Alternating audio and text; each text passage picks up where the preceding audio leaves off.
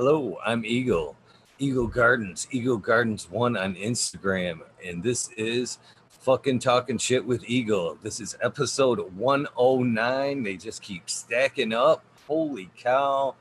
Hope you guys had an amazing Thursday. I have super special guests for you guys tonight. Much respect for him. He's accumulated a much awards over the years. You've probably seen him at a lot of events around the Michigan area. And so I'm super stoked to have him here. We have Jake from Midnight Roots. Jake, how you doing tonight? Episode 109. Sorry about that. There we go. The YouTube come blasting through there. Sorry about that, Jake. Yeah, no problem. How are you doing? I'm doing well. You want to tell everybody where they can find you? Of course, Instagram on Midnight Roots, but is there some other stuff they might be able to look you up on real quick? Sure, yeah. I mean, Instagram is what I tend to use the best, but you can search Midnight Roots on Facebook, midnightroots.com. I have midnightbars.com. We have johncarlosmagars.com. So for all our brands, we've got the .coms. And any of the social media, you can find us there too. Midnight Roots, midnight.roots at Instagram. So please come check us out. Hit me up. Tell me how bad I'm doing. Oh, good. How good. I've had a chance to sample a few of your products. I've been greatly impressed. Especially with the chocolate bar. You were nice enough. We were talking briefly before the show. You were nice enough to let me sample one of them. And it was delicious. Before we get too deep into, we were actually talking last night on, we have the main show, and like I told you tonight, some guests actually do go the gauntlets, the whole 4 or 5 hours of the show, but some don't. And usually there's an after sesh after that where I bring in people from chat, past guests and stuff, and we just kind of shoot the shit a little bit. And last night we were talking about some of our favorite things, and we kind of come up with coffee, cannabis, and chocolate. And you've infused 2 of those things together. Have you ever thought about the third, kind of making a coffee flavored chocolate bar, cannabis infused? I think that we would all agree that could be a trifecta of goodness right there. Yeah, of course. I mean, I've tried a cappuccino one. I've tried a mocha cappuccino. I've tried just a straight coffee, and I don't know. I just haven't got the right flavor that I wanted to put it out yet. It was between that and the key lime pie last time, actually. And we chose the key lime pie, which is one of my favorite ones. So, there's a couple of flavors I want to bring in, and that is honestly one of them, along with like a sea salt caramel pretzel one we've been developing. So there's a couple of different flavors, but I'm down with the coffee. I hear you on that. I love coffee and chocolate, and of course cannabis. So no, I'm with you guys. Yeah, you guys definitely are covering a nice swath of the market there as far as the edibles, the megars, and the flower. I mean, it has to take a good team to keep things on point there. That's for sure. Yeah, I can't do it alone, of course, right? I am licensed out of Choice Labs in Jackson, so they license my brand, and they help me put out the Megars and the chocolate bars through their legal means, right? I don't have the license right myself, and I appreciate Choice tremendously. They do a lot of really good work, and they have some good extraction teams too, which keeps us going on the distillate side. So I can't say enough about how I appreciate them, and of course my team. I mean, I don't make the chocolates anymore. Of course my team does now, and I can't say enough about them. They're some of the best in the business, some of the most professional, hardworking guys I know, and gals. Don't get me wrong.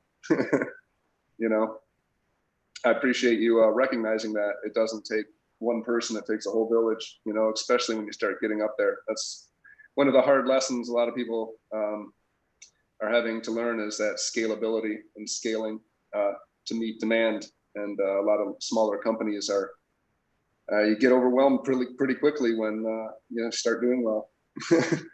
You know, it's hard to let go too when you're starting off, because you're risking your quality and your reputation. I mean, that faith in letting go and letting somebody in and kind of control things that you're not usually accustomed to let you control is very tough. Very tough. That's not an easy thing to do. So hats yeah, off to you for finding yeah. a quality, trustworthy team. I haven't let much control go. I mean, I'm the control guy in taking care of making sure it's going. But I mean, you have to be able to have a team and trust a team, or else it ain't going to work. You know, you can't do everything. You know, there's so many moving parts when it gets going, and you're trying to be in every shop. You know, and if it does go federally legal, hopefully it does. And maybe even go wherever worldwide if it becomes that way, if the world actually wakes up.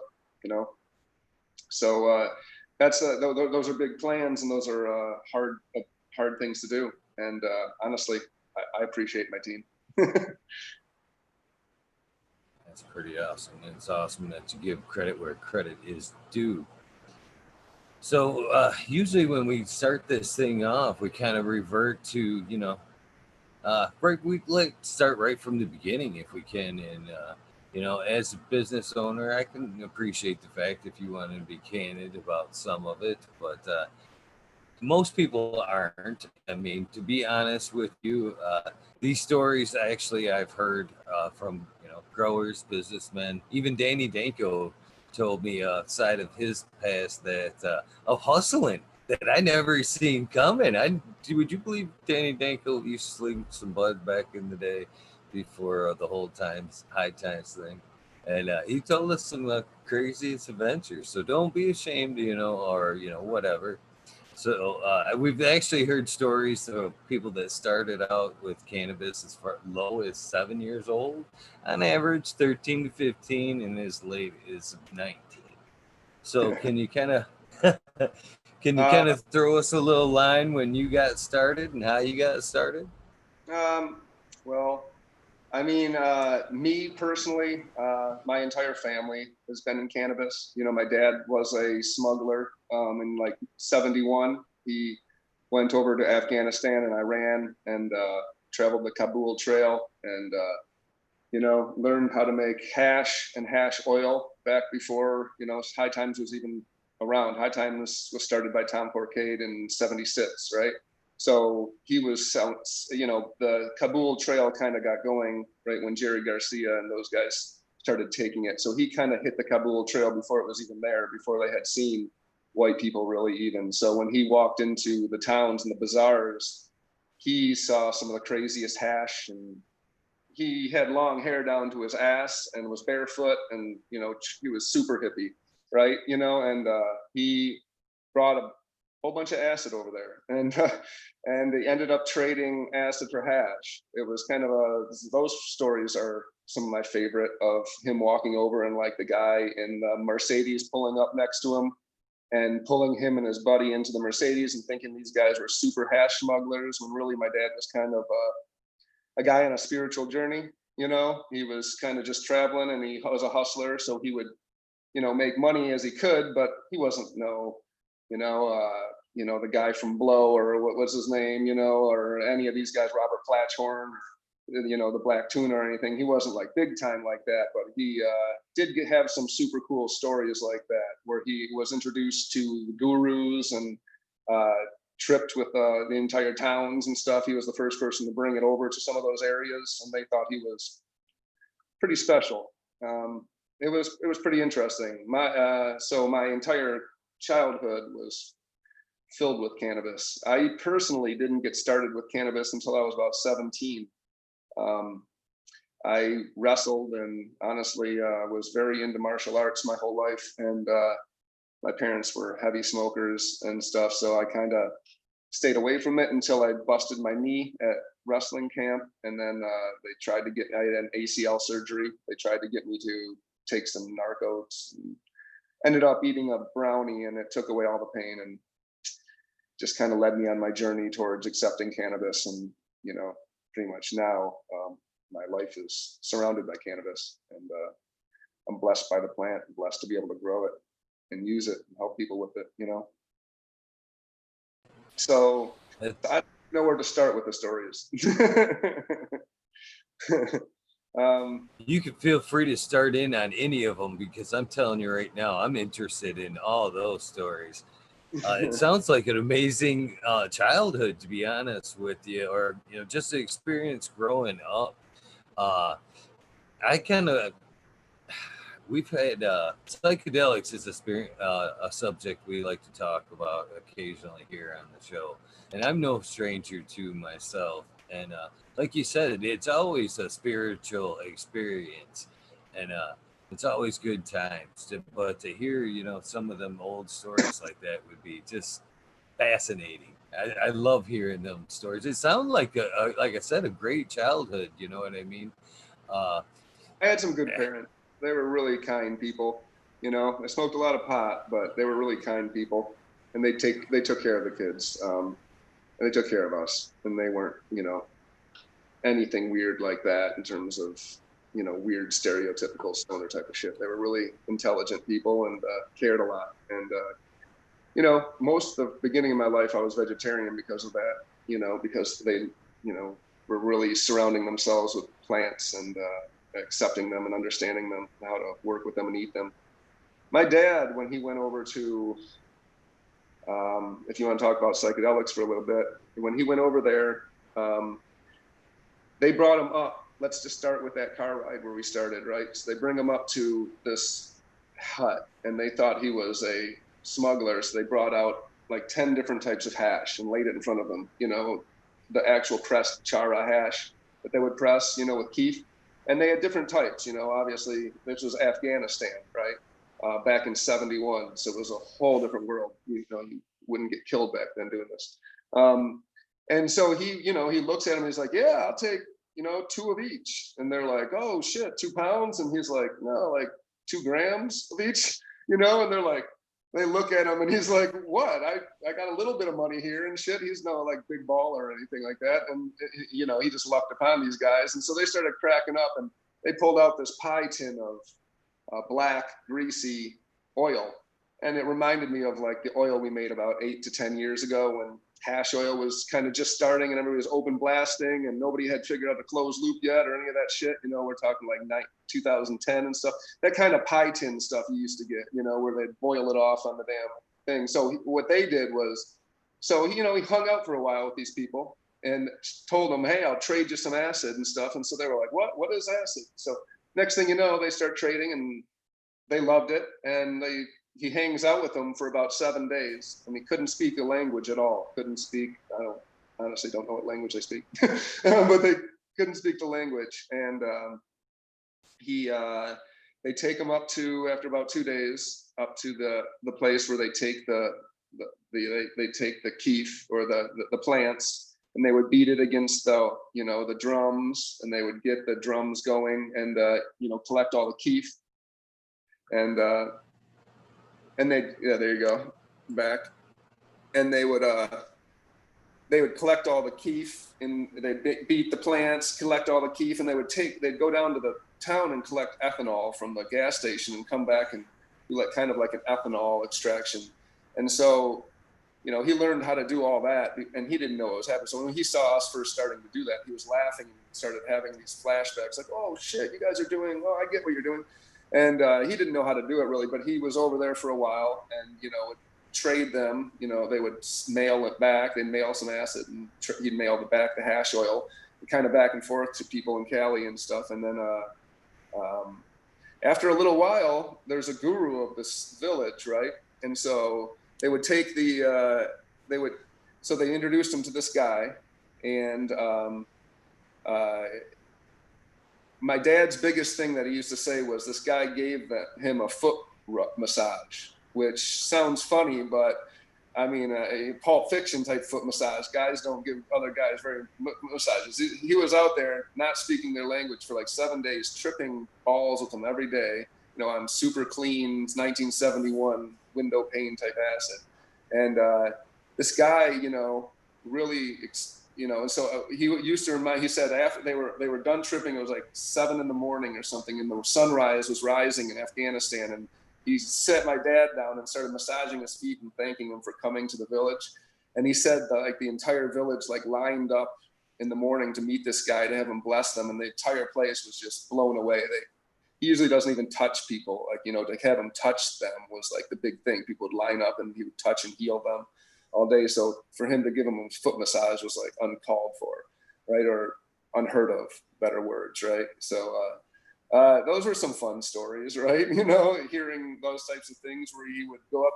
Of course, he went with a group of people, like 7 people, and he was the only one that actually went up into the hills and learned this. And actually, everybody else was like, "You're gonna get your head cut off," you know. And he was like, "Yeah, okay, maybe I will, maybe I won't." You know, it's kind of, he was a little risky in that way, and it paid off for him. He learned a lot and got to meet some interesting people and had some interesting stories to tell in the future, tell me and stuff. It was kind of fun. But he's had some interesting events, you know. They pretty much everybody who went over there ended up in jail over there, except for 2 or 3 people. One guy actually ended up in a Turkish prison. So, I mean, they've had like legitimate guy in a Turkish prison stories. And then who actually had to sneak a passport into prison. And then when he got like a break day where he was allowed to go out and talk to his lawyer, they had to like sneak him out of the fucking country and shit. Like for like having hash, you know, they pull over a bus and they get you out, and they told my buddy Sammy, my dad's buddy Sammy, to spit on the ground. And he spit on the ground, and they're like, "Oh, you got hash in your system." And he's like, "What? You know what?" Next thing you know, he's arrested and can't do shit about it, right? You know. And so yeah, those are interesting stories. Sammy died about 2 years ago, but he had some fun stories too. But yeah, that inspiration. Go ahead. Sorry. Sound like amazing. Be amazing. Some fun, amazing family gatherings, especially now that, well, I'm a little bit older and, you know, can sit around and, you know, smoke and, you know, actually appreciate a lot of these older stories. I bet you some great family days, you know, hearing these old times. Well, I love hearing those stories. I really do. Yeah, my dad got to see the first 2 cannabis cups I won. He passed away in 2014. So we started off, and I got him, you know, we started off and got our midnight root, you know, well, we won the first catfish, and then I won with the Sunshine 4, and he was around for that. But, you know, he wasn't around for us building our big grows and stuff like that, which was kind of sad to see, but, you know. I did start out with him for the first couple of years. You know, he had to stop growing there, of course, when he got, you know, kids and a legitimate life. It wasn't like he made his money off growing most of his life. He worked for GM and shit like that, but, you know, smoked on the side and stuff. But but at the end of his life, you know, his wife ended up having cancer, and my stepmom, and she allowed him to start growing. So I was already growing at the time. And so I kind of came over there and taught him indoor growing, and got him really, really well at it. She died like a day before his first harvest, so they couldn't even use the cannabis on her. And, you know, it's one of those things. And then he had about 2 or 3 good years of growing and doing really well, and watching, you know, well, Midnight Roots wasn't around then. That was the name we gave. I adopted after he died, because he used to like to go out as the Midnight Rider. So I kind of gave him that name. There's a long story dealing with like the robot chicken. Have you ever seen Robot Chicken before? Oh yeah, for sure. Cartoon channel, late night. Yeah, right. You know, he loved Robot Chicken too. And have you ever seen? Are you familiar with it? There was an episode where the GI Joe characters. There was a new sniper introduced. And the sniper wanted to be called Killshot because he was a fucking badass sniper, right? And you can YouTube this shit and stuff. But anyways, the guy was super clumsy and kept falling over shit and kept falling all over stuff and fell into things and stuff like that. And they ended up naming him Fumbles. And he was like pissed. He's like, you guys can't name me fucking Fumbles. I quit G.I. Joe and went over to Cobra and ended up like killing them all in a like a battle with a sniper rifle. They couldn't even see him. And then, Cobra Commander's like, whoa, nice shot there. Kill shot. And he's like, nah, it's Fumbles. Quit.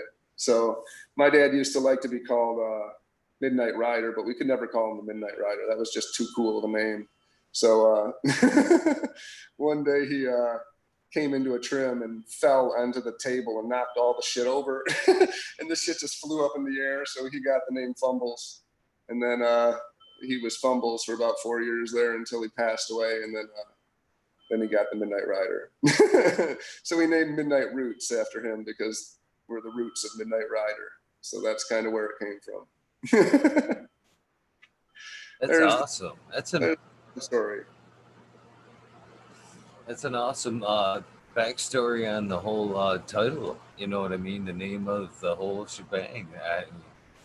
I would have maybe even missed that as a question, to be honest with you. And I'm glad you threw that in because that's a cool story, to be honest with you. I've talked about that before on air or anything like that. So I didn't even realize I was telling that story. I guess the weeds got to me. But yeah, for sure. That's where it came from. Midnight Roots. It's not because I DJ or, stay up late or anything like that. It's because we're all roots of my dad's influence in the cannabis world, right? And he wanted to be the Midnight Rider, so he kind of got it. He got raided there right at the end of his life, right? And he had an aneurysm from the stress, I believe, of being raided. And he had never got busted. And he was growing legally. He had his legal amount of plants, and they just raided him because he put some plants outside one night, and they saw it, and neighbors called or something. And before his day of being charged was like a Monday, and he ended up dying the Sunday night of the aneurysm. I don't know. We don't know why. You have aneurysms, have heart attacks. I believe it had to do with the stress of the raid and him getting charged. And him being charged the next morning for it. And they were like talking about him not being able to smoke and all that shit. And he was freaking out. He's never not smoked in his whole life, right? And so he died before he got charged, right? So in the song, right, you can't catch the Midnight Rider. So he pretty much earned it. He never got charged. So you never can catch the Midnight Rider. So he pretty much earned that shit, right? So ironically, but yeah. Yeah, that's a bummer to hear that. To hear that the trouble there in the end. It's supposed to be and I'm sure he found so much comfort in his growing. To have to worry about it at the end. Yeah, I mean, come on. It's growing legally as a caregiver for his wife who had cancer, who died, and then he was a patient with, people, caregivers. So wasn't illegal at all, but, there's asset forfeiture laws, and they'll just come in and take everything, they'll just come in and you have to prove, your shit is yours and they get 25% anyways. So, it's just what it is, right? We'd love to change the laws and hopefully someday, people realize that plant isn't fucking non-medicinal. Schedule 1, right? Come on, this is some bullshit, right? But one day it will change, But we've all been PTSD'd because of the drug war and the war on drugs. I'm sure most of us, including yourself, have PTSD from the war on drugs and get nervous when you hear a helicopter flying over and, get nervous still around police and, it is what it is.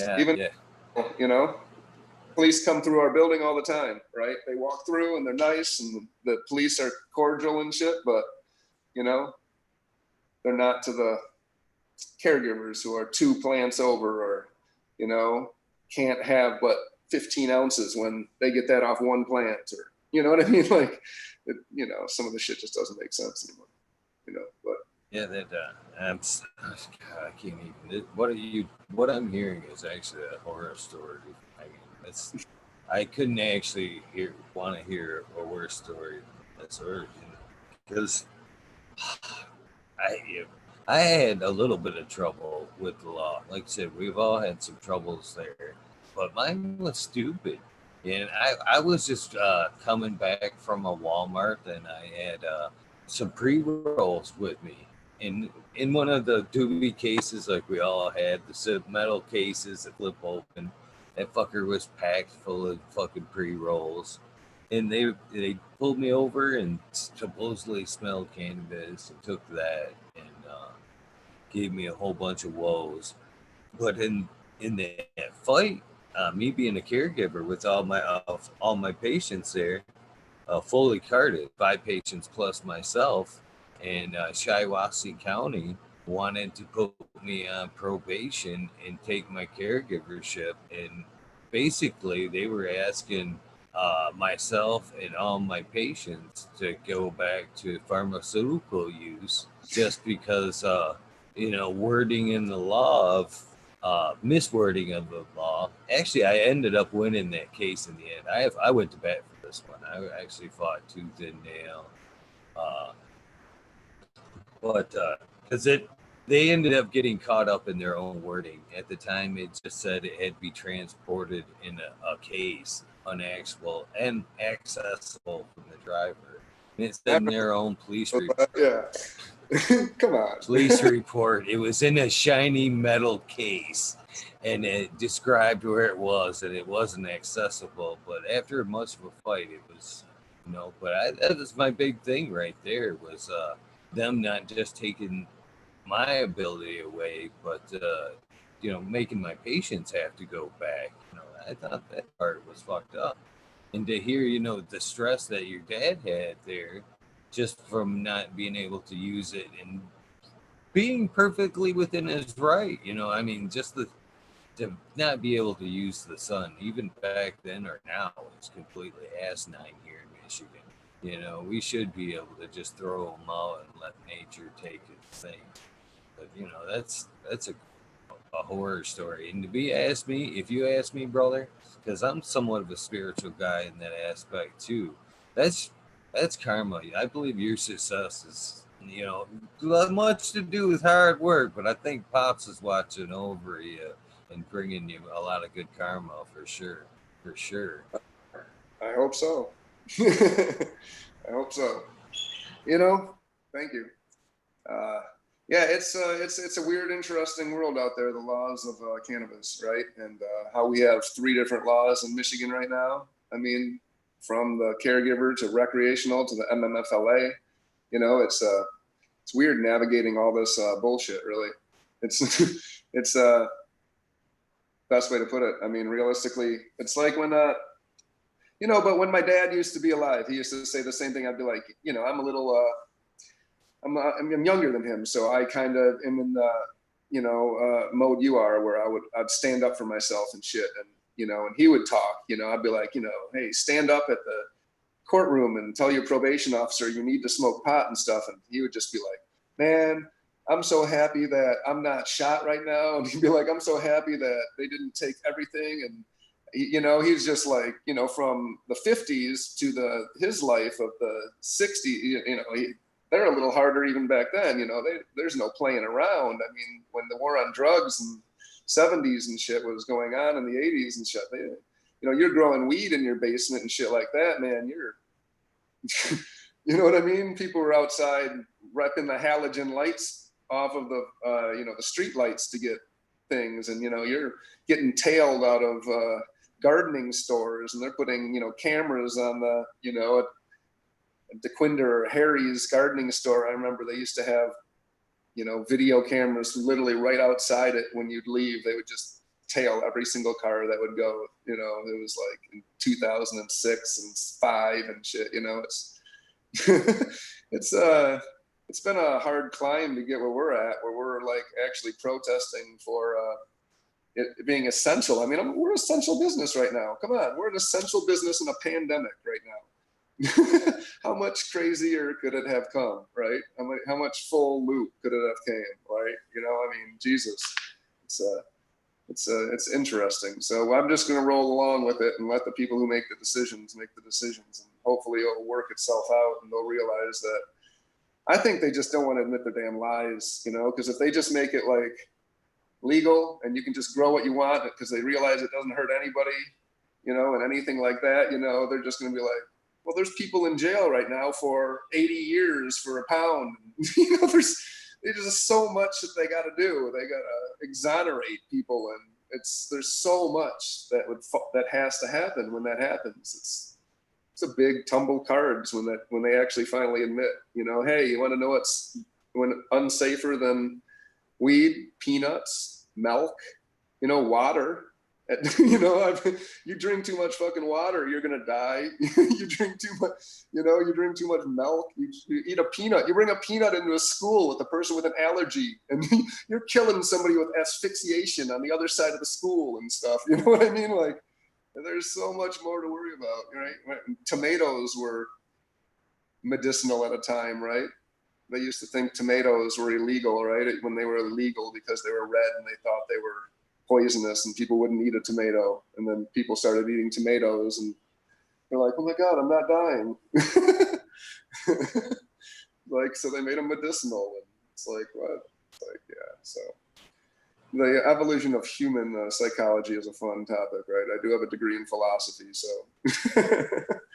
I enjoy this conversation too. I love me some philosophy too. Alan Watts, I've talked about liking to listen to him and a bunch of other people, but Alan is one of my favorites. You know, I can be up doing my gardening here late at night and start listening in some of him and some of his speeches there. It's better than coffee. It's almost worse than coffee. It can just get that mind going, and you know, especially you throw a joint on top of that, sit down for a minute, you can really ponder some hours. And even my favorite is just listen to it while I work. I can find time slip away in the garden listening to that kind of stuff. It's just a great way. The garden itself is, you know, all in itself very peaceful and relaxing, but then you kind of throw in some Alan Watts, and it's an enjoying day, evening. Actually, it's usually around this time of night that I'm listening to that stuff. And yeah, I love audiobooks, man.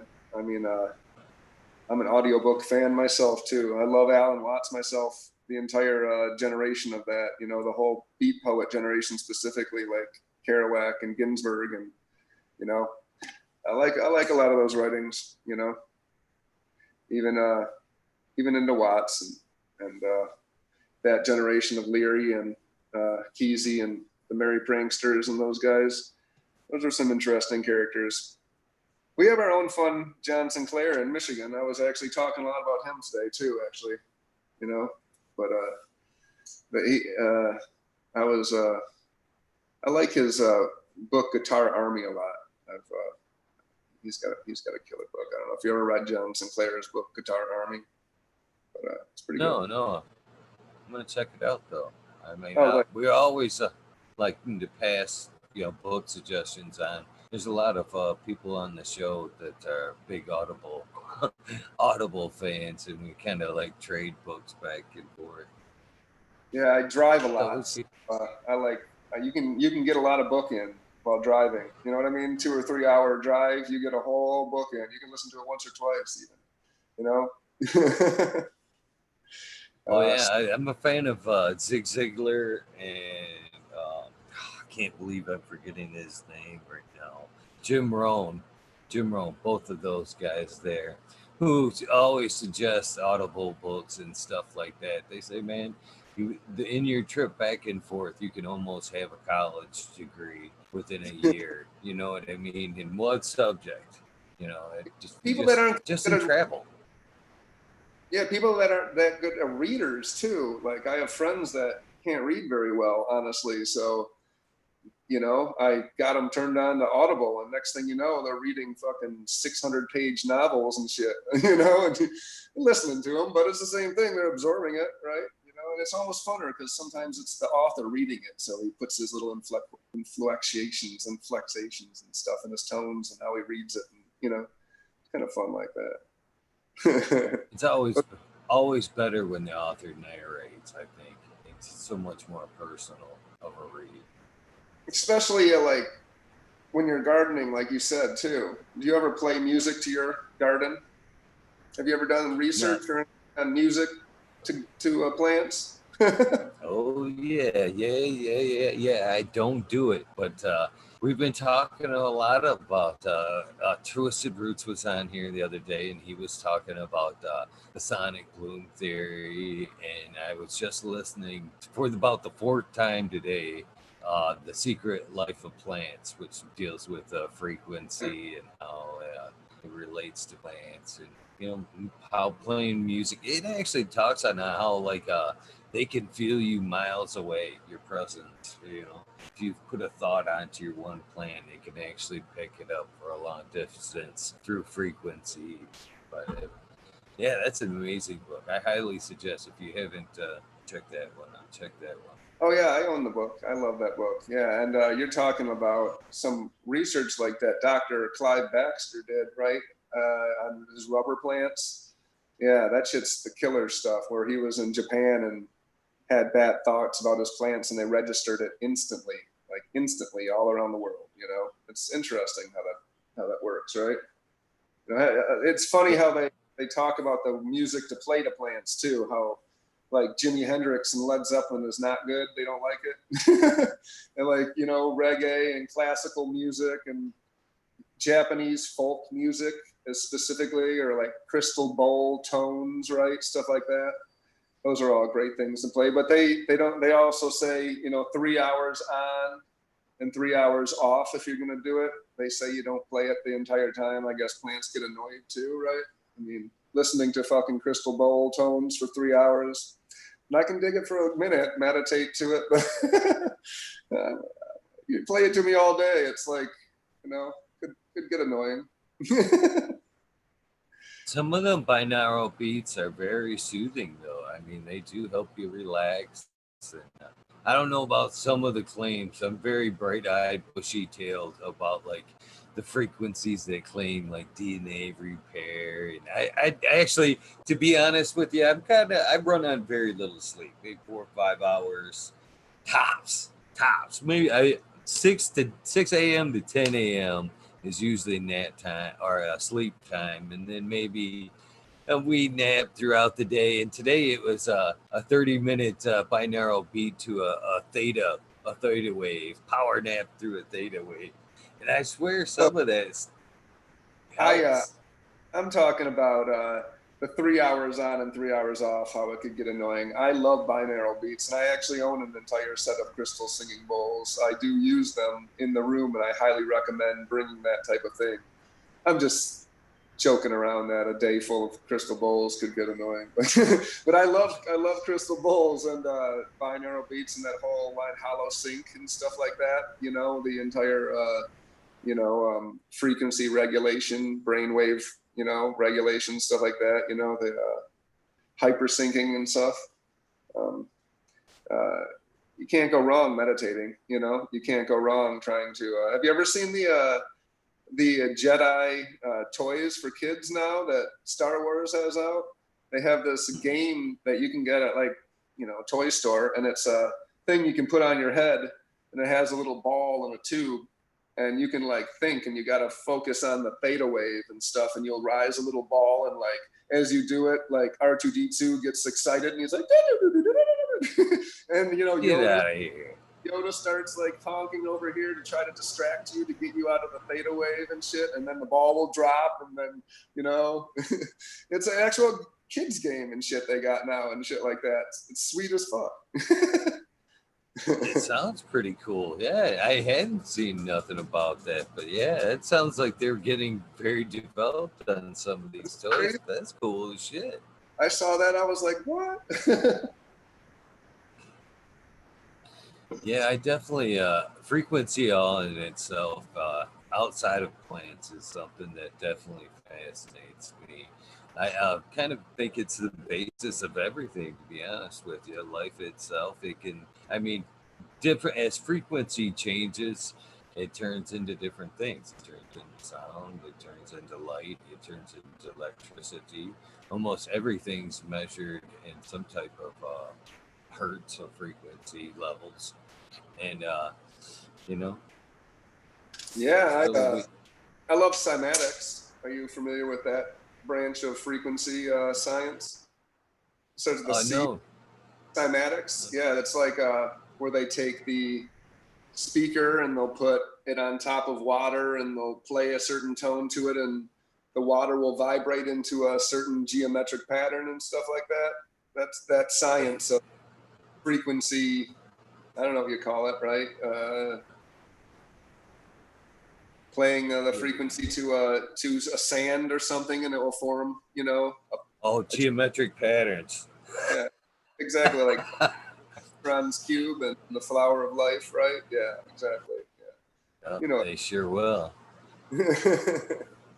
That's what makes me think we're on the right path, because if you can get that to form like that, just a certain frequency, the Earth itself puts out a frequency, and cell phones. I think that's honestly what makes a lot of people causes so much anxiety is all the extra frequency from cell phones and bullshit in the air right now. We just it's hard for us to get cut through it. You know what I mean? And I actually think, as far as dimensions go and stuff like that, we're just trapped here, stuck on our own like radio station. Once we can open and expand our mind a little bit, we definitely pick up on some Akashic records type knowledge, and if not, just unlock other dimensions altogether. Sure. I like the holographic simulation theory personally.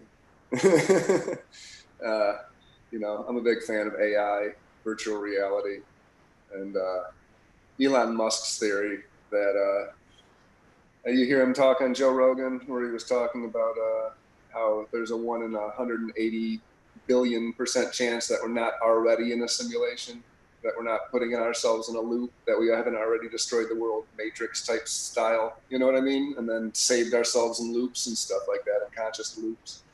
But I don't know. It's interesting. There's the Schumann resonance that the Earth, gives out. There's a lot of people right now. I think Elon Musk himself is actually paying a lot of money to a couple different grants, trying for people to find out if there is a simulation going on right now, finding weak spots in the simulation and stuff like that.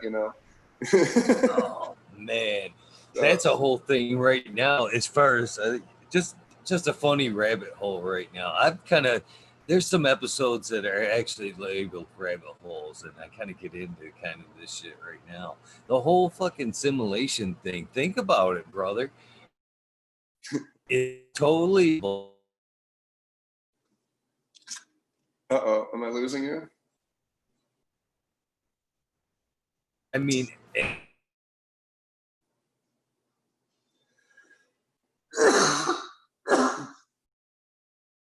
I can't hear you if you're talking. You froze on my screen. So I'm unsure if I'm even being shown live right now, but if I am, I guess I will say check out simulation theory on YouTube. It's just a hypothesis, It's so YouTube is now saying I'm the host of this, so we're going to take you to midnightroots.com and we're going to sell you some t-shirts. But hopefully he'll pop back in here and we can talk more philosophy on simulation theory and bullshit like that. If anybody has any questions, I think there's a chat going on. I think we can. Thank God you're still there. Zoom can be very cruel sometimes. I think that's the second time you've dropped out. You're in a basement with halogen lights going on behind you. No, I'm not in a basement actually. In my satellite, I actually have two different internets, a satellite and a landline, and they like to be taken out one by one. I actually had to switch over to the landline. Oh, yeah. it But sucks. think about that though. Frequency, that whole data thing. I mean, if they're data, and it seems like that's all they're collecting about us anymore is data. And it seems like that seems to be the importance.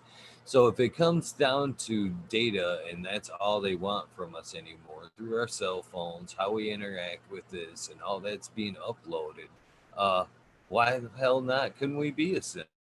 You know what I mean? If it boils down to all we are is data, well, it sounds like the chances of it all being a sim is quite plausible.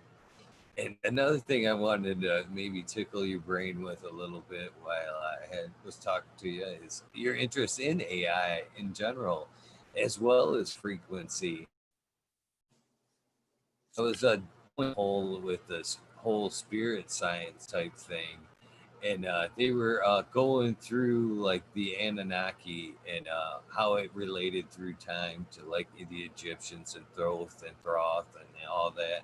And when all that was being kind of explained, they dealt with somebody that I had never heard before, and they kind of they announced they said it was the goddess of frequency of and her name was Sophie. They called her, that was actually her name.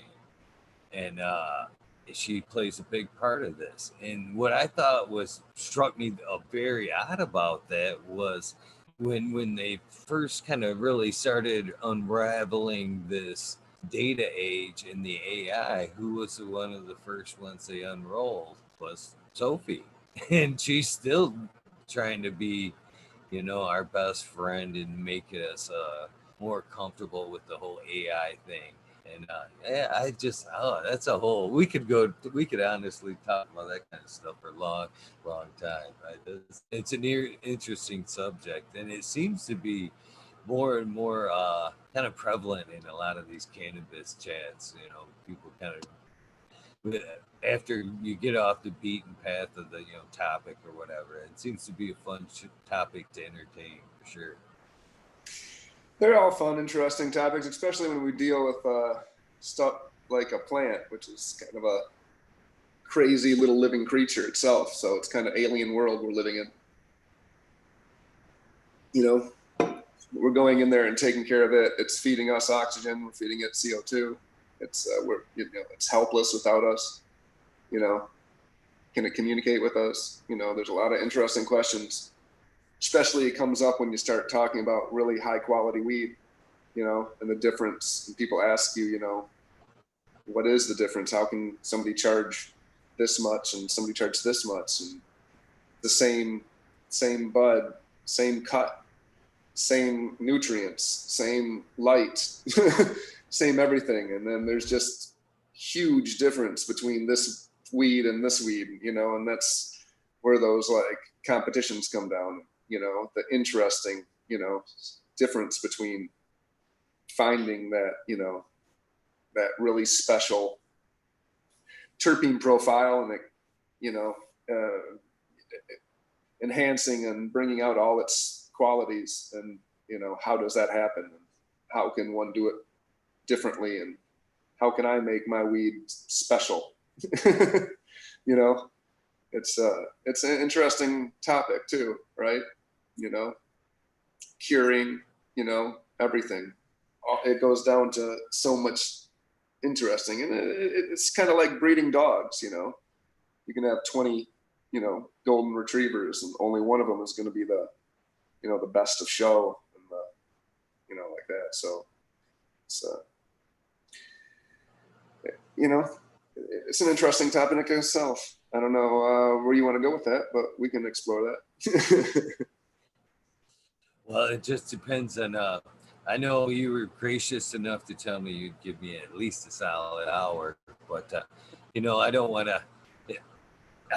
Like I said, there's an open forum. It's you can go as long as you'd like. We can talk about tons of. It sounds like we could talk for a duration of time about a whole quality of topics here. You know, Yeah, it's just a matter of how you're doing tonight, how much time you might have, I guess. yeah, I got another joint to light up. All right, I do have a Magar to light up too, so we can light that up. Yeah, John yeah. Carter, I wish I could pass that COVID style to you. I should light the Magara. This is about an eighth of weed, so let's see how long this takes to smoke. There you go. There you go. Yeah, this has been a great interview thus far. I want to tell you. I mean, Yeah. I can tell right now. I can tell you already. It doesn't matter how far or how thorough I get with this. You're going to be asked for as a repeat guest already. I can tell you that. So it doesn't matter how far we take this. I can tell that by the way this interview has gone so far and the way Chad has kind of already interacted, which I kind of lost a minute ago. I should refresh this page. As I've really enjoyed this, they'll be asking for a part 2 of this, so it doesn't matter where we go. Are you a person that actually experiments with crystals in the garden? Do you actually put any in the plants with themselves? I have put them in the soils before, and like I said, I use crystal singing bowls. I will bring them into a garden, especially around like seedlings and early plants. I like to put seeds in the crystal singing bowls and ring them and stuff like that. So yeah, I've experimented with them. I do respect the qualities of crystals and the fact that quartz, can hold memory. It's reported it can hold memories, and it powers watches. There's radios. There's so much that quartz can do that you can't even realize. You don't even realize it can pull a radio frequency out of an air and put it through a speaker. It's an interesting thing. But A couple stones right here. I usually have a couple right close by, either in my pocket. It depends on the mood. You know how stones go. Oh, yeah, have you ever seen a anhydro quartz? Do you know what an anhydro quartz is? Let me see. To be honest with you, I've seen a lot of them, but they can be hard to. Where's my there it is. Yeah, there. Okay, there's my thing. So it's a rock with water in it. Huh. Do you see that? So it's a quartz crystal that has formed around water, right? That water is like 1 million years old right there, right? I mean, this rock had to form around it, and it's probably it probably holds the damn plague in there. I can't break this rock open. But it's kind of interesting. I love this thing. It's a quartz crystal. They only have, the quartz can trap water, it can trap gases sometimes, and so can amethysts. They can trap like interesting things like that. But I always thought that's an interesting rock right there.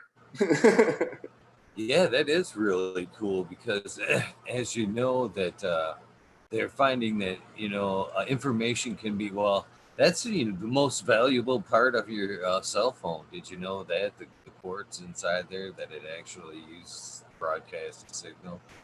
But I didn't know that. No. Yeah. But they're finding that just like in Superman, that quartz can hold information. They're just trying to figure out how to be able to store and retrieve it. And furthermore, on that, Silicon Valley right now is actually figured out a way to store information in water itself. So, you talk about how old that crystal is in that water. It's amazing. Once they be able to figure out how to read crystals themselves, the information both in the water and the crystal that could be unlocked there. Yeah. There could be Superman's information in there or something like that. Zod be stored in that water or something like that. The evil Zod or some alien creatures floating around in that water. I need to stop smoking the cigars. You know, it's funny. We have a few green witches in chat that, if you will, Chicha B and who just kind of fell across lately. Twisted Roots. Do you know who Twisted Roots is, by the way? He's another grower here in Michigan, northern Michigan. And does his YouTube thing. I don't know him. I don't know him personally or anything like that. No, but I've seen his Instagram. He's a cool cat. I've had him on the show too. He's another believer in crystals, and another one that was recently really talking about it. He was talking about how he actually puts magnets in with his water and mixes it up, and swears that he's noticed a difference just by adding water or magnets in with his water and stuff like that. Real interesting character for sure. He does a thing called Weed Church on Sundays on YouTube that's kind of interesting. But he kind of turned me on to the Green Witches there, Chicha B, who's in chat. That they've been. I tuned into their stuff a few weeks ago, and they were all talking about stones and frequency. I thought that was a pretty cool. Since I checked them out, they've been here kind of hanging out and chat, kind of finding a further green connection. And it's kind of weird that the whole subject of frequency just keeps coming back around lately. It's very interesting. Very interesting. Is there can I see the chat here? I wonder if I could see it. I wonder if I have an iPad. I'm on here. Yeah, if you've got the show brought up, you can either do it that way or in the Zoom, you should see a little red thing that says live. You should be able to click on that. It says copy link, and it should bring up the YouTube there in a separate window. Yeah, there you go. Yeah, so anyway. It's been zipping along. And by the way, if you go back and watch the show tomorrow or whatever, you can actually read the chat as it goes along. So anything that's being said, or if you missed a question or whatever, you can. Yeah, I can't. Later on. I got my computer over here, but I don't know. I don't have it. It's all good. We'll just chat. If there's somebody has a question, you can ask me. You know, if you can see it. You know. American Way. Have you ever tried? Thought of last night we were talking with the American one, and he was talking about grounding his plants. Actually, running one off to a ground. So he figured it was grounded, and they were all kind of touching each other. It kind of made them all ground out, and help block out some of the bad frequencies, like they talk about in The Secret Life of Plants. I forget how they were talking about how you could block out, the frequencies, the 50, 60 hertz that comes from most equipment like that. They actually suggested something you could play that canceled that out, that help open stigmatas and stuff at the proper time. But I thought that was all pretty neat. So, but have you ever tried the grounding? No, I've never tried grounding. Sounds interesting. I'd love to see what happens. Interested. It's always fun to see science and try it and see if it does anything, right? I mean, how would you measure progress or that it's working? Being interesting. You have to do a couple control rooms. You'd almost side by side do one grounded and one ungrounded. Right. Yeah. They'd have to be same strains and all of that, but I think it could be done. I mean, static energy built up just rubbing your hair, right? So rubbing plants together all day, especially with all the, ballasts and, lights shooting around the room and fans and spinning things. I'm sure there's a lot of electricity and things being built up in there. And I don't think it would hurt. I mean, grounding something is not like, that grounding, it just let a little bridge up for the aphids and they just came right at my plant. You're like, damn, ground warrior. I can't see it really hurting much. But if it does help, well, you win, right? The American one here in chat wants to know how you acquired the crystal with the water in it. Did you find it, buy it, or were you gifted it? Oh, I bought it. I bought it off of Dusted77 on Instagram. He has like a rock gem site and he mines them. And I really like anhydro quartz. And they're kind of, there's a bunch of different ones. You can put in hashtag anhydro. It's ENHYDRO, anhydro quartz. And there's a lot of places that sell them. But that specific one is a really clear one, like and there's two actual bubbles in it. There's two columns in it. So it was one that I've been like watching for a while, and it was in a collection actually, and somebody put it up for sale, and that's how I got that one. It's probably my most special rock I have actually, but Yeah, it's super cool. It's super cool. I was actually sitting here looking at it going, wow, that fucker's bad as hell. I actually think some rocks like that are actually more valuable than some of these damn gemstones that we lug around and don't know why we're even like the diamond, you know what I mean? We hold it to such value and we kind of don't even really understand why, you know. can you see right there's a little baby bubble and then there's the big bubble right there too. So there's two bubbles in it. That's you know how rare that is to find an anhydro and then a double anhydro in there. That's cool as hell. I'm weirdo like that, whatever. Oh no, there's a lot of us out here that are just the same, brother. That's what's intriguing us is all about it. It's very cool. It's very cool. He was saying that about the grounding that they actually sell commercial products to ground containers for house plants. Makes sense. I never really even thought about it that much, actually. Yeah, pretty. maybe I'll explore it. Put a big grounding thing. Next thing you know, my plants are not brushing up against each other, and I can see it working. I'll have to do some research into it. I've never really thought about it that much. What do they do in commercial applications? I mean, could it build up static in a greenhouse or something like that? I mean, could it cause a fire or something like that? I mean, I don't know. I think it's just more of a way to make them feel grounded back to the earth. I think that's the main concept with it. That once you pull the plant out of the ground, that it just doesn't do well as a plant that is connected to the earth in some ways. That it's sending frequency back up through the grounding wire to the plant, kind of. Oh, okay. I was thinking the opposite. I was thinking like the energy buildup in the room was like a lightning rod or something was grounding out that energy built up with the plants touching the leaves and stuff like that, right? And the fans and all the static and everything build up in the room. Not thinking it could be both ways, but that's the way that I've kind of took it in. But I can see it that way as well. Makes good sense. I'm sorry. Like a silver cord type of thing, you know, they talk about the silver cord coming out your head, you know, that type of shit, you know. I'm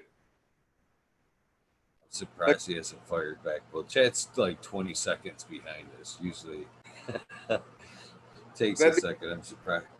That'd be a good name for a grounding company. It's the silver cord, like silver ground wires or something like that from the ground to the plant. Anybody steals that, I get like 3%. Okay, come on. Entero Sensimilia says it's just like being barefoot when you go grounding, you know, spiritually ground yourself barefoot into the earth. It's kind of the same. Yeah, that makes sense. Sure. That's cool. I like that, you know, especially thinking in that mindset, you know, it brings the plant like that, you know, those are ways that I talk about, you know, the connection with the plant too, you know, is especially, you know, I do like to kind of refer it as an animal or a creature, you know, like you said with the Secret Life of Plants, like a breeder, a dog trainer or something, you know, you've got 3 dogs or 2 dogs in 2 different rooms, and you got 1 dog in here, you give it ribeye all day, the most expensive thing, but you just throw it in there and you don't connect with that dog. You don't go in there and pet the dog or even show it any attention. You know, in the next room, you get that dog Alpo or something, right? And you go in and you pet the dog every day and you love that dog and you show it attention. You know, which dog are you going to want, right? It's kind of like that with plants, right? You show it a little attention, you know, that, you know, think of it like Alice walking through the garden with the ladies talking over and stuff like that. You know, they just have a slower time, you know, time rate. I actually like talk to each plant before I like lollipop. That's usually when I apologize to her. You know, I'm like spinning it around and I'm looking it over. I'm kind of de-leaf some, and then I kind of take a deep breath and I kind of You got to feel like myself. That woman from the movie Avatar when she kills that creature and she's like, "I'm sorry," and blesses it. Oh, there's a lot of, you know, it's weird how like movies kind of somehow a lot of times like are dealing out some truths that we're just not ready for. And I think Avatar was one of them. I think the whole thing, the microbe thing is connecting everything on Earth. You know what I mean? It is a system of electrical charges that is feeding one knowledge base throughout the Earth system. It's pretty, it could happen. But when I'm working with them plants, I do that very same thing. I'll spin it around and I'll go, I think to it, you know, I don't usually say it aloud.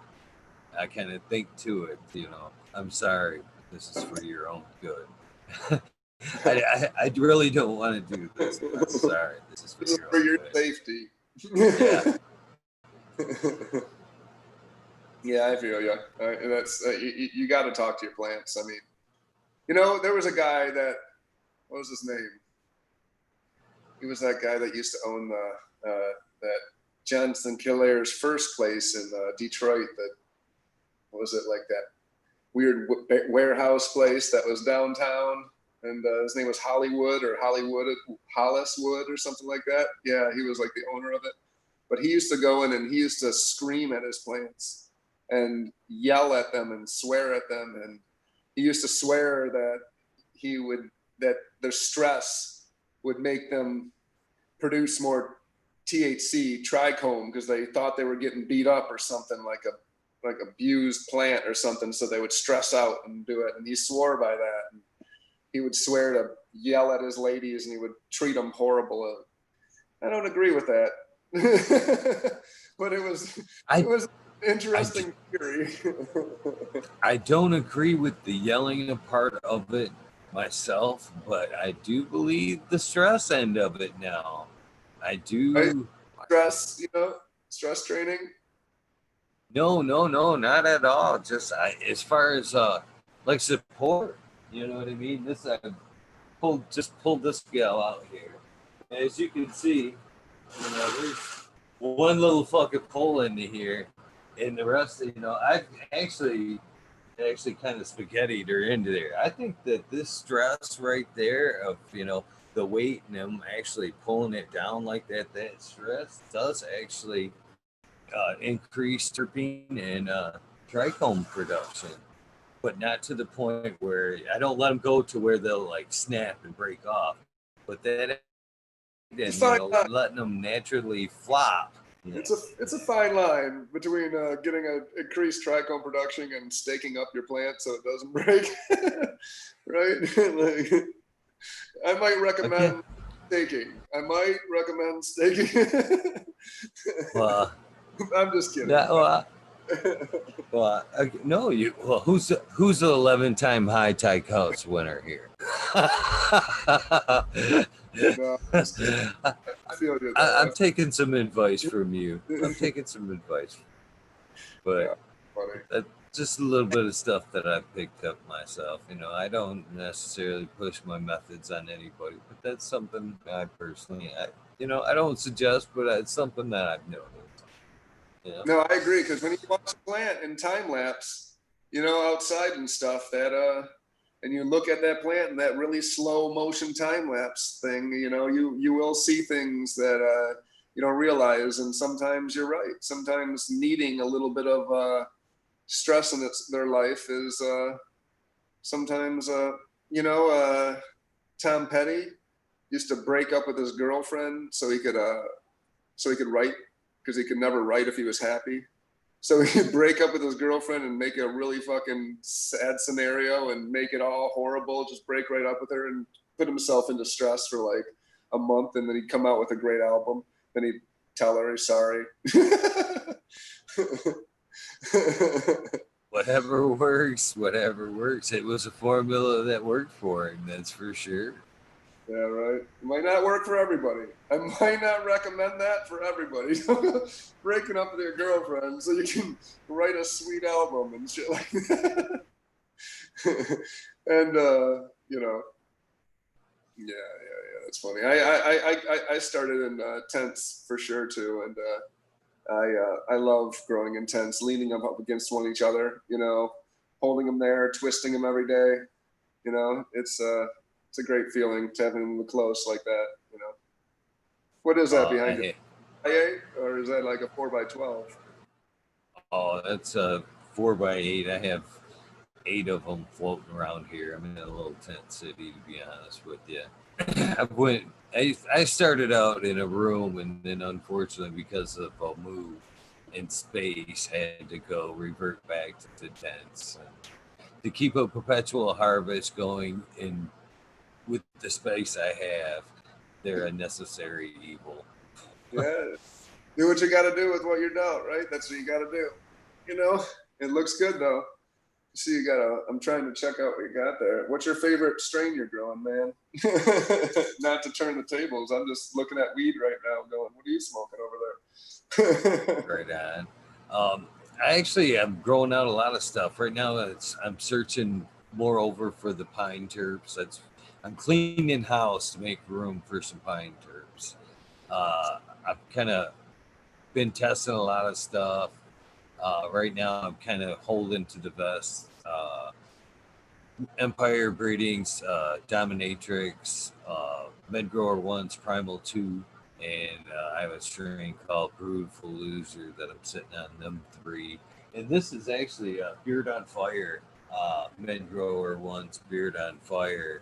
And she was set to be on a list there. And then I pulled that one out tonight. Now I'm like, God dang it, I'm going to have to re-veg this one. I'm going to have to re-veg this one. I'm going to have to save this one. But I've got a bunch of Meds crosses coming. I'm one of Meds testers, and so I've got his Primal times GMO, and I've got a couple other ones I'm not even supposed to be talking about there in the kitty coming yet. And but I've had all of his crosses so far. What is the Primal? Pardon me? What is the Primal? He says Primal cross. Primal at Punch is Gorilla Glue 4 times, or GG4, I should say, times Banana Punch. And okay. I've had both. The F1s that he had, and it's still going around, I find that most of those are Gorilla Cleaners. Very good medicine, very greasy. But in the F2s that I found, I actually got rid of one, and I'm kind of holding 2 because I got the banana terps in the 2. It's almost like a plantain banana, both in the bag, and when you light it up and smoke it, and as you're smoking it, it actually gets it's one of those weird smokes that as you get down there, it gets sweeter. Most, especially in a big how it can get because of resins and stuff. It gets a little foul tasting towards the end. It is always enjoyable to the end. But the Primal, man, as it gets to the end, it's one of the ones you keep looking at. It tastes like a baby food. banana when you get down to the end there. It's just, yeah, that one would be around for me. But in my opinion, it was better than the F1. So that one's staying.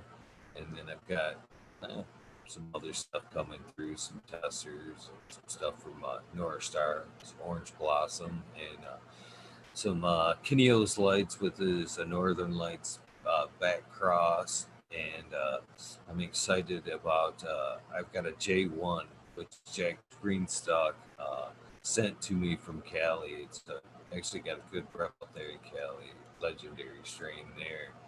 And it is Jack Herrera times Skunk One. I want to say, be mad if I look that up, but I'm pretty sure it's Jack Herrera times Skunk One. And boy, she's pretty. Let me actually grab her. Sounds killer. This is her right here. Very nice structure.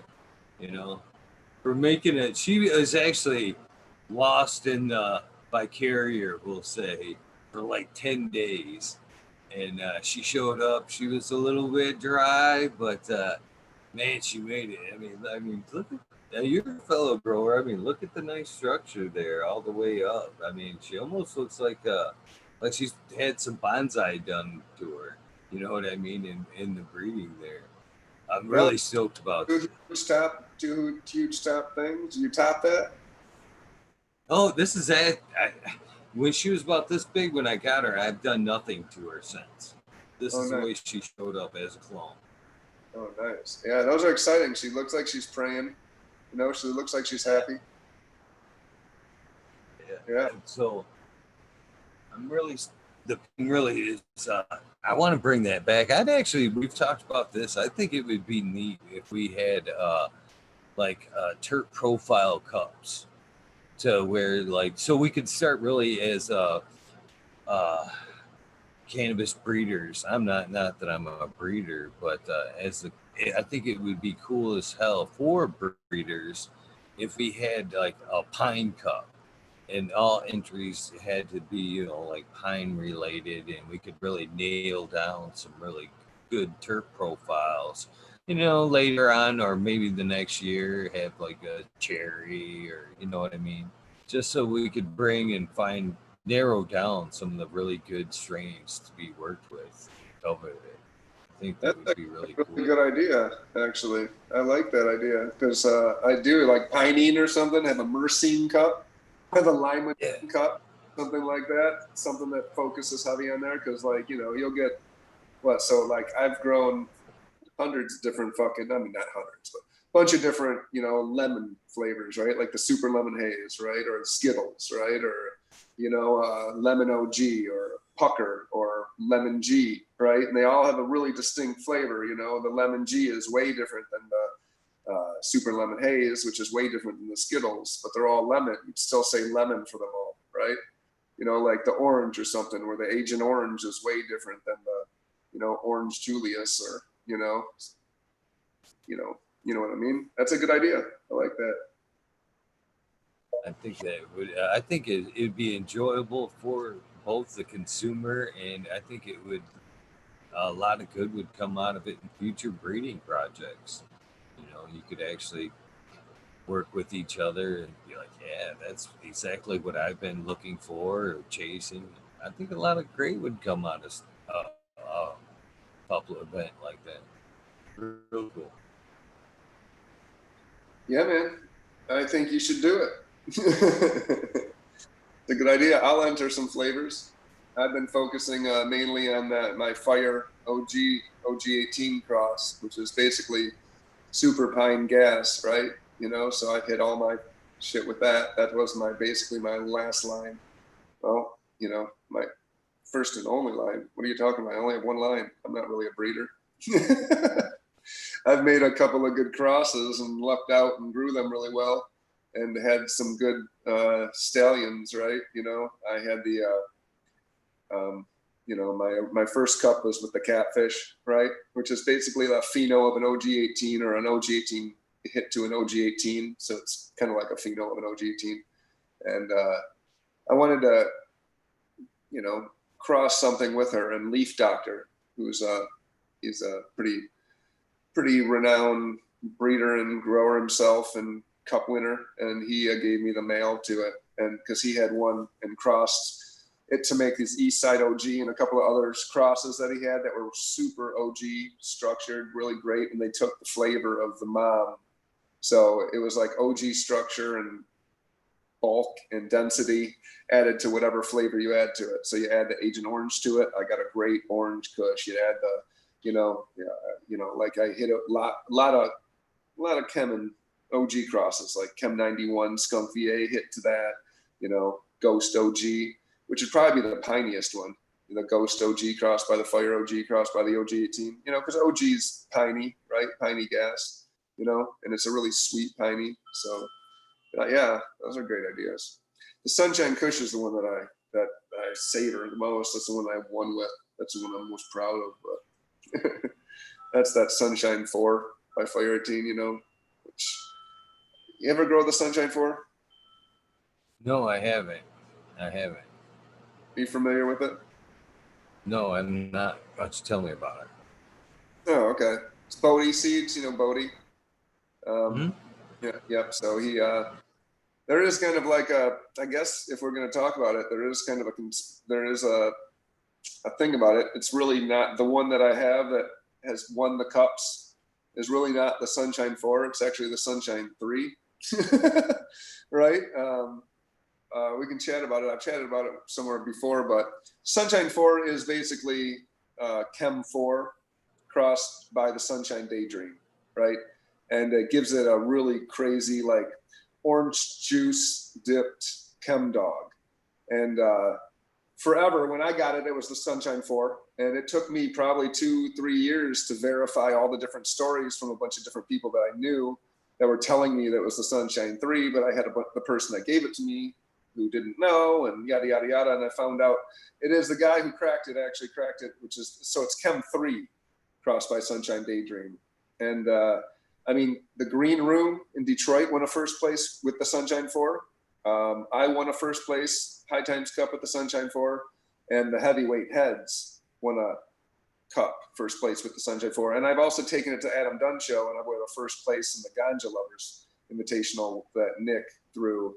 It was so it's a phenomenal cut. Like it's great. It's Chem, everything you like about Chem Dog, mixed with a really, really mild orange juice, kind of like fresh squeezed orange juice you'd get at the store, the real fresh shit. It's just phenomenal. And I hit it to the Fire 18 and made the Sunshine Kush, and that won a first place also. So I was super happy with that, because obviously I was searching for a bigger, bulkier Sunshine 3, whatever. Sunshine, it's what it is, I'm saying, but everybody calls it Sunshine 4 because it's got so much publicity as Sunshine 4. So it's like, how do you change it? I'm telling everybody it's a Sunshine 3, but everybody's like, is that the Sunshine 4? And you're like, yeah, it's a Sunshine 4/3, right? We'll call it that. So the story is the guy who cracked the seed was growing for some other people, some growers in Detroit, and changed the name of it because he wanted to see if people were going to give it away, kind of like as a test the people to see if they stole his genetics and give it away. And of course, it ended up all over the place, right? And and all of a sudden he sees it everywhere. People are winning cups with this fucking Sunshine 4. And he's like, fuck, it's not Sunshine 4. He knew the cut. He's got the cut. It's the pheno. It's the exact same cut.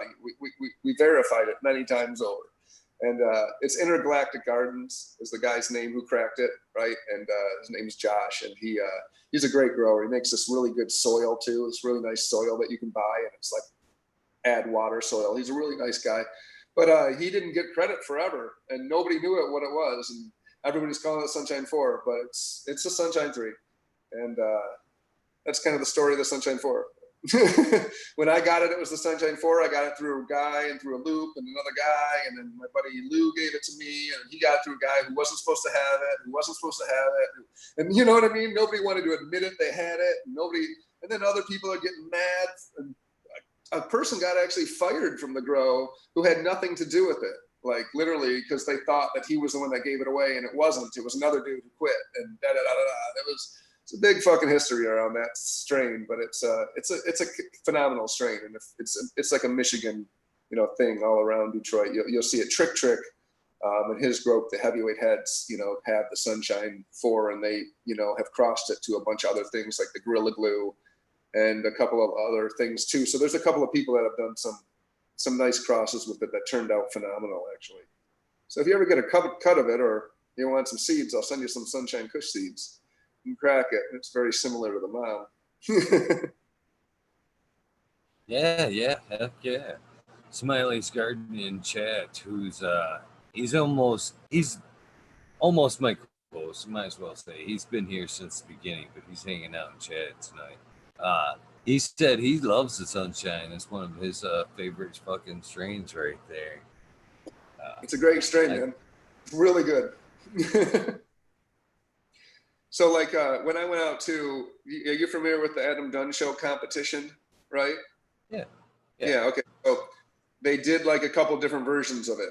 And the final version, before it kind of like faded out and he doesn't really do it anymore, was thrown by his like producer and stuff. And they came up with a really interesting way of judging the weed, right? So, normally it's just everybody judges it and you kind of put your ballot down and you vote for it and this and that. So he had it so you basically first place got 10 points, second place got 9, and third place got 8. And everybody went through and got a joint and a bud of every weed. You could take as long as you wanted, and everybody sat around. There was probably 20 some entrants, big guys, and in the scene. It was in Colorado. And some really big names. All the Chem Dog guys and the OG Kush guys were all there that had to do with all that stuff. And anyways, everybody voted their first, second, and third, right? And they took a tally. And everybody's got their own flavors. Like some guys want the orange, like you said. Some guys want the lemon. Some guys want the gas. Some guys want the pine, whatever. And so that kind of the first place was always different for each person's. And the Sunshine 4 didn't really get first, but like 2 or 3 people. So it only got like maybe 2 people out of 20 some voted at first. But every single person almost voted at second or third. And the idea was, if you were to walk into a dispensary and you were to buy 3 strains of weed, and you had all the time in the world to look at it, and these were some of the best growers in the world that put this on the shelf, which ones would you pay your money and buy? And everybody bought the Sunshine. I think there was only like 1 person who didn't put it on the thing. And it won by a large amount, actually. It was kind of, it was telling. It's a good fucking strain, man. I mean, of course, I grew it well, right? But it's a good strain, and it's easy to grow. It's kind of like a Gorilla Glue. It's got that easy structure, very similar to it, easy to train, not too branchy, grows straight up. It's and so if you're looking for it and want the actual strain, though, you go to Bodie's Seed and get Sunshine 3. They're super hard to find. He sold out of both the Sunshine 4 and the Sunshine 3 after they won the cup, and he didn't make any more. So, the crosses you can get, I do have the Sunshine Kush, and you can get it through my website, midnightroots.com.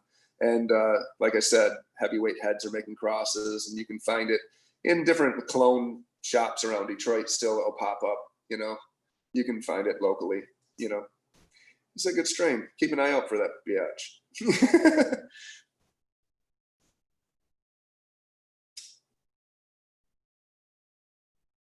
So they've already been kind of kicking around in chat where they can get it. I mean, they've been talking about it there for a minute, so it's good to know that you have your version of it, and where if they're diehard and want to actually search for the original, where you've given them a good nod to where to look. It's super hard to find the Sunshine 3 actual seeds. I've looked myself.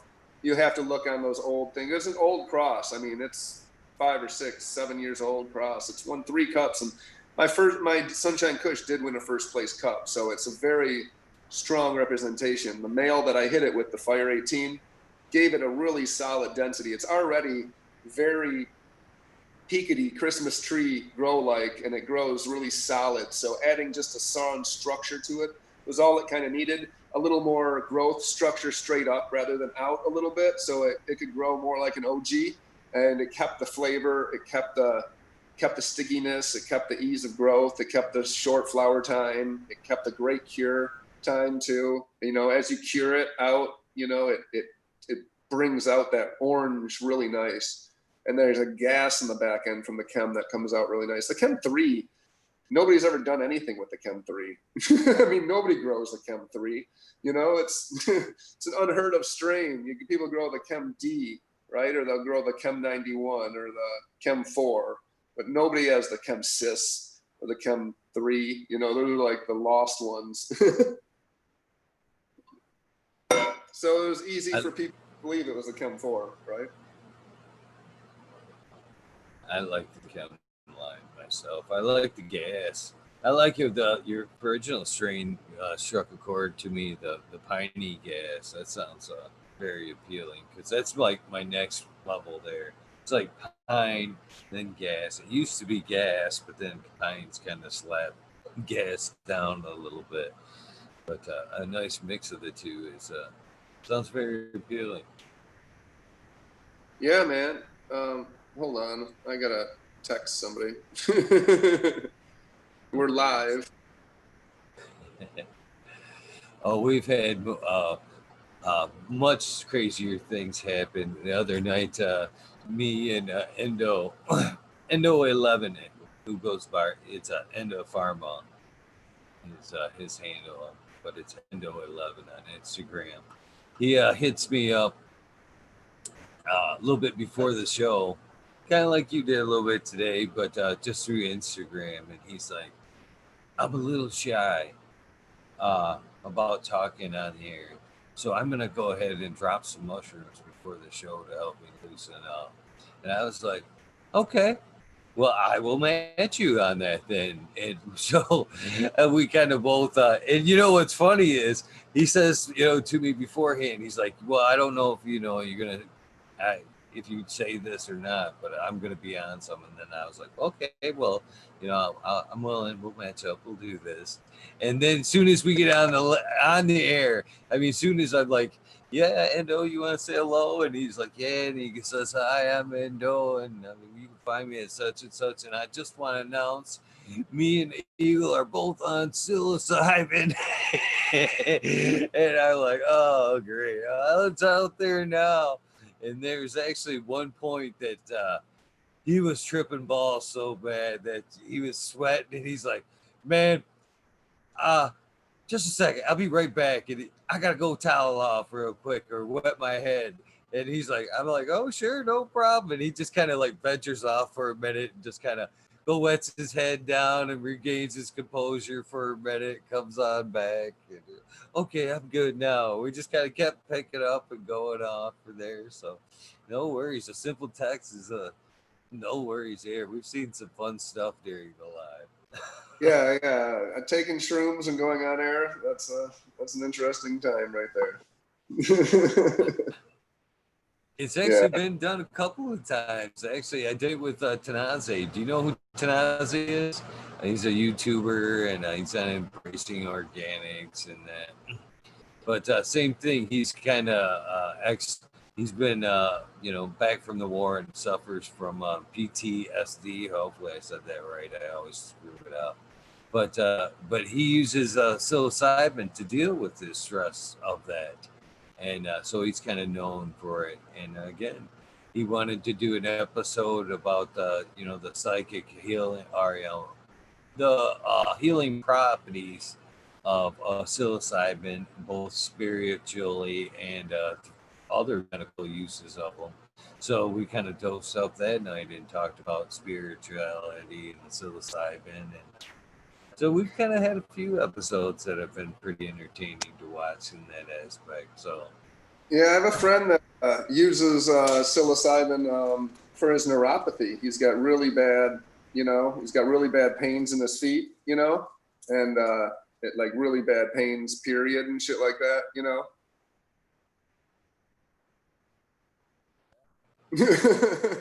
he's the pains go away, and he can you know, handle them with a small microdose. You know, I mean, I'm talking like a small microdose. He does like half 0.05 of a gram, just enough to like get him going, you know, just to get it off. It doesn't really, you know, lion's mane, you add the, you know, the Paul Stamets method, right? Lion's mane, you know, half a gram, and psilocybin at 0.005, right? I mean, that's a small amount. You know, you're not supposed to trip off that shit. You know, it's just to get it in your system and stuff, right? You know, but I know a couple of people that use it for like fibromyalgia, actually. You know, really bad back pain and stuff, really bad constant bone spur type of pain that's just all over their bodies and stuff like that. Yeah, I could see PTSD. I mean, but I worry that I would think too much about shit. On it, you know, but yeah. There's It's a lot actually a lot of study with microdosing and anxiety. It's a relief with anxiety in general. I mean, they, as far as being almost cured, a couple of cases in just single sessions, guided sessions, if you will, not necessarily here you go, take this, you'll be fine. You know, it's in them instances, it's been with a guide. You know what I mean? That helps you out, kind of helps your mind focus and everything. But No, I believe in that 100%, man. I agree. I actually am a member of the Native American Church myself. You know, I hear you. It is a sacrament. You know, like everything. It has its place. You know, there's a reason why psilocybin is here. You know, why Anamina muscara is found in Russia, right? Why ibogaine is found in Africa, right? Why you know, Mimosa hostilis is found in Peru, right? You know, there's different vines and different, you know, different things to reach that same state of being, that state of mind. You know, get that DMT-like experience. You know, that's one I haven't tried yet, but I would love to have that DMT experience at least once, for sure. I would be. I'd sign up. DMT is short. It's like 15 minutes. You know, it's a very short high. You know, or you could add like an MAO inhibitor to it, like a Syrian rue or something, and take a little bit of tea with that, and then you can kind of stretch it out so it doesn't go away so hastily, and you can kind of enjoy it a little bit more, because it is a very fast and furious experience. Have you ever read the DMT, The Spirit Molecule by Rick Strassman? That's a good one. But I have a lot of interest in it. And let me ask you this: would you almost think that would DMT be almost a wiser first choice than ayahuasca? Because, like you said, the ayahuasca lasts longer, but in some cases, you may not be ready for what you see on the other side. There, you might not want to be there long term. So the short term adventure might be more ripe the first round. No? I mean, they're different medicines, right? DMT is like, you know, extracted ayahuasca. Ayahuasca has its purging process, right? And the different, you know, it's meant to go longer because it's a different type of experience that you're going for, right? You're going for a spiritual healing thing. DMT tends to be more of like a quick journey, or I like to say it's like a remembrance or something. It reminds you that Metatron's cube is real. You know, the flower of life is real or something. So it's a fast and furious reminder. It can be spiritual, don't get me wrong. I mean, it's a very powerful trip, and don't get me wrong, it's way different, you know. But in comparing the two, what would be a first choice? I mean, I think it would be for, you know, where setting is, right? If you're in Peru and you have the right, you know, guidance, or you have the right person to guide you through an ayahuasca trip properly, that might be the best idea for you, you know. But if you don't, you know, DMT is something that happens and goes away really quick too. It's not it's safer in a weird way, but safe is such a weird word to use in that way, right? Because I wouldn't recommend tripping for everybody, you know. It's very relative, and it's not like, you know, a DMT, you know. I don't know. It's an interesting conversation. You Well, definitely have to be in the right place beforehand. It isn't gonna. If you're in a bad place, you can't just take it thinking it's gonna solve your answers. I wouldn't think, or bring you answers. You have to be in the right place and be open to what the next phase is. I would think. I don't know. I think it shows you another frequency. Like, you turn the channel on the TV dial, and all of a sudden you see the Jeffersons on for about 15 minutes, and you're like, "This is real." You're in a world with a bunch of cucumber people, or you're underwater, or you're in a world with the flying bats or something. Read Rick Strassman's book. He had some people have some really crazy bad trips, and people have extremely spiritual ones that change their life and are epiphanies and stuff. I mean, but what one to recommend first? I don't know if I could answer that one. I think whatever appears itself in your life first at that time, right? Yeah, I can relate to that because it's probably set. Everything's kind of set to us when we're ready for it. I think, and like you said, if one comes up before the other, it's just relative to time. You're ready for that at that point. You know what I'm saying? It's entered for a reason. Yeah. I like your apps.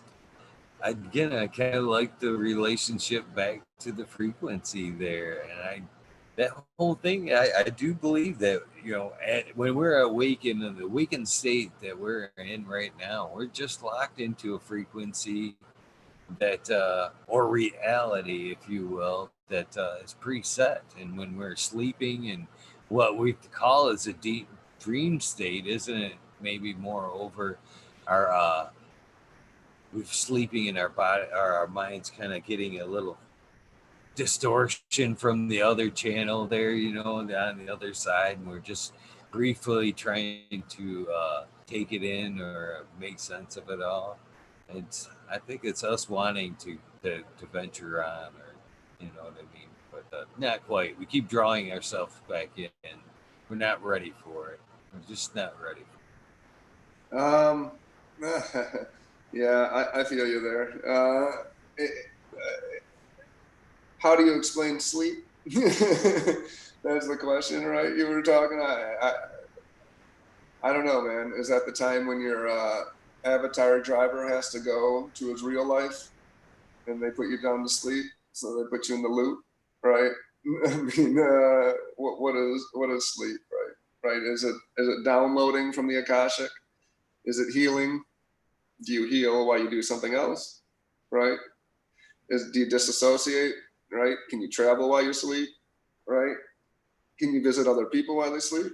I Right? definitely think that we're slipping into another. We're allowing our mind to relax to a point that it is open, and maybe, like I said, drifting off to another frequency. There's got to be something like that. I'm sure you've had them moments where you went to bed like perplexed, or you've been perplexed about a problem that day, and then all of a sudden you practically woke up and sat up, and it's all come to you all so clear once you've let your mind relax, and you may even have pulled that answer from some other place, but you weren't able to access because of the stress, or the sound pollution or frequency pollution at the time of the day. We weren't able to pick up on it until things subsided and cleared. I don't know. I don't know. For sure. I mean, that's what it's great to be around plants. Hopefully, they can give us some information we don't know too, right? Because what the fuck do they do all day? They tune into something else, right? That's a good question. That's a good question. That is, one thing I love about this plan is the positive vibe. And I guess, again, we're back out there, the frequency and vibe. The positive vibe this plant puts out all the time, all the time. It's from the moment that we can go into our room stressed out, it can pull that negativity. We're almost, it does too, within seconds, just sitting there staring at your plants. It almost pulls that negative vibe right out of you. It starts blasting a positive vibe right back at you. And it works like that all the way around, all the way around. I mean, this plant actually starts healing as soon as you drop them seeds, and start spending that therapeutic meditation time, almost, if you will, in that room. It's starting to heal you already. That time relieving stress and anxiety, all the way to talking about it brings positive vibes. We everybody, like right now as we talk, it helps raise our vibration. We're both kind of smiling, positive about it all, to the healing medicinal powers of it after the harvest, to just there's so many aspects from start to finish through the whole thing. It just reams positivity, even as it can clean the ground, and positive stuff. It takes on so much bad shit, puts out nothing but a good vibe. It's an amazing plant, it's for sure. It's a very spiritual plant. I don't think that's where it doesn't get its a lot of credibility, is in the spiritual realm of, it's medicinal, rec, and spiritual. There's a lot of Indian gurus that smoke a lot of hash. There's a lot of Buddhists that smoke a lot of hash. There's a lot of nuns that smoke a lot of hash, right? It's used all over the world as a very medicinal plant. It's funny. It's that it has no medicinal properties, yet it has all of them basically. Yeah. I like one of my best answers about cannabis is I was interviewing Hota Herb. Do you know who he is? On Instagram. Uh, he does well with photography. He wears like a green bucket hat. He's a good guy anyway. And so, pardon me? You said he wears a green bucket on his head? Green bucket hat. Oh. It's kind of like his avatar, if you will, or whatnot. That's his okay. icon. It's him in a green bucket hat. But he looked like a very like spiritual person, or somebody that could meditate. And so I asked him if he did meditate, and he got all serious on me. He looked at me, and I took a lot away from this. Shout out to him for this. He looked at me, and he says, every time I use the cannabis plant, I'm indeed meditating. Think about it. You're controlling your breath, and letting the thoughts fade. He said, so every time I spark up, and yeah, and basically I am in a somewhat meditating form or state.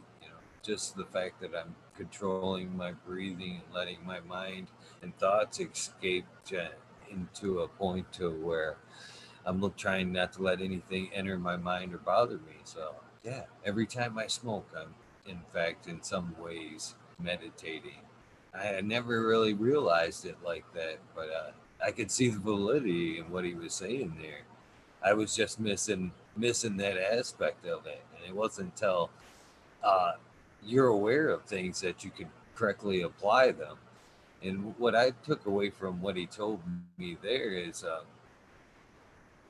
we all have grown multiple strains because we think that if we smoke on one, we've built up a tolerance, or we need to switch. I'm guilty of that, trying to use different strains throughout the day. And what I kind of got from what he told me was rather than sit here and fucking smoke and smoke and smoke and go, well, this strain isn't working for me.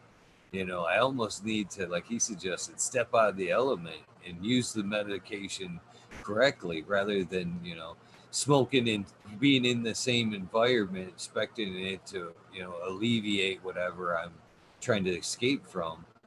to step away from the environment for a second and let the medicine actually take effect and work, and rather than trying to, just keep chipping at it and not leaving the environment. If you don't leave the environment for a second, how can the medicine work? You know what I mean? So, if I sit here, I could be, sit here and smoke all day long and be stressed and stressed and stressed about something, but until I at least go outside and, or whatever, and let the medicine take effect and then come back to my whatever I'm doing, and I started to smoke a whole lot less. You know what I mean? And I hats off to him for making me think of it in that aspect, because I was honestly, it wasn't the strains weren't working, I was just using the shit wrong. But I'd be honest with you. Yeah, for sure. I mean, if you're using it specifically for medicinal reasons, a lot of people like the Rastas or the Hindus, use it all day long. And they use it, like you said, to meditate all day long. It is very meditative like that, even in a recreational use or sacramental use or, but everything is in moderation, of course, right? You don't want to be, you got to at least sleep and take a break. Well, that's what they tell us anyway. They keep telling us we need sleep. That's when I stopped smoking. Sorry, that's when I stopped smoking. Yeah, me too. Me too. It starts immediately right when I get back out. I mean, it's medicinal. It's sacramental. It's recreational. It's a bunch of different things. I hear you. I at least want to make sure that I have the cleanest medicine I can have, though, right? You want to make sure you know where it comes from. You want to make sure what you're growing it in and who's growing it and why they're growing it. You don't want weed that somebody's screaming at, right? Definitely, yeah. I've talked to growers on all different levels, and I've talked to a few rec growers that I'm like, it's the dream the same, and they're like, no, anymore. It's like, there was a couple places they've talked where it was like lost its luster. You know what I mean? They've got teams in these big Canada factories, and they've got foam teams or whatever, and they said that it can be a drag. It's more production, and the actual love for the plant that everybody signed up for is now kind of diminished because it's production, numbers. So I said, wow, man. And I said, nothing against you guys as strange or, nothing like that. But this flower is what we put into it. So, if it's around negative vibes all day long, it has to reflect in the end product there. You know what I mean? So with that being said, it could be great product or strains or whatever, but that weed must suck. Being around negativity all the time like that, and meeting your basically, meeting your stockholders' expectations and stuff, right? That's ridiculous. Like that type of shit. Meeting your investors' expectations and stuff. Sometimes the best plants aren't always the largest yielding. And growing smaller batches is always better, but realistically it is better. I mean, I've seen large gardens where the owners are so into it. They're excellent. I mean, they really care about their weed and how they grow it. And there's a big team of people that help. It's not just one person, and they really, they want to take pride in that weed. So, but I've also seen multiple failure gardens, gardens that just can't make it, that just have to shut down. They can't even do it. It's just there. But, Michigan allows the micro businesses now, the 100 plant, 150 plant thing, or, there's different options to do it, class C or something even, or the caregiver model, or hell, just recreational model, just grow 12 plants, or the church model where you just grow as many as you want. Right? It's there's many ways that I just wish the damn federal government would come around and, you know, allow banking and allow, you know, proper use of it. And, you know,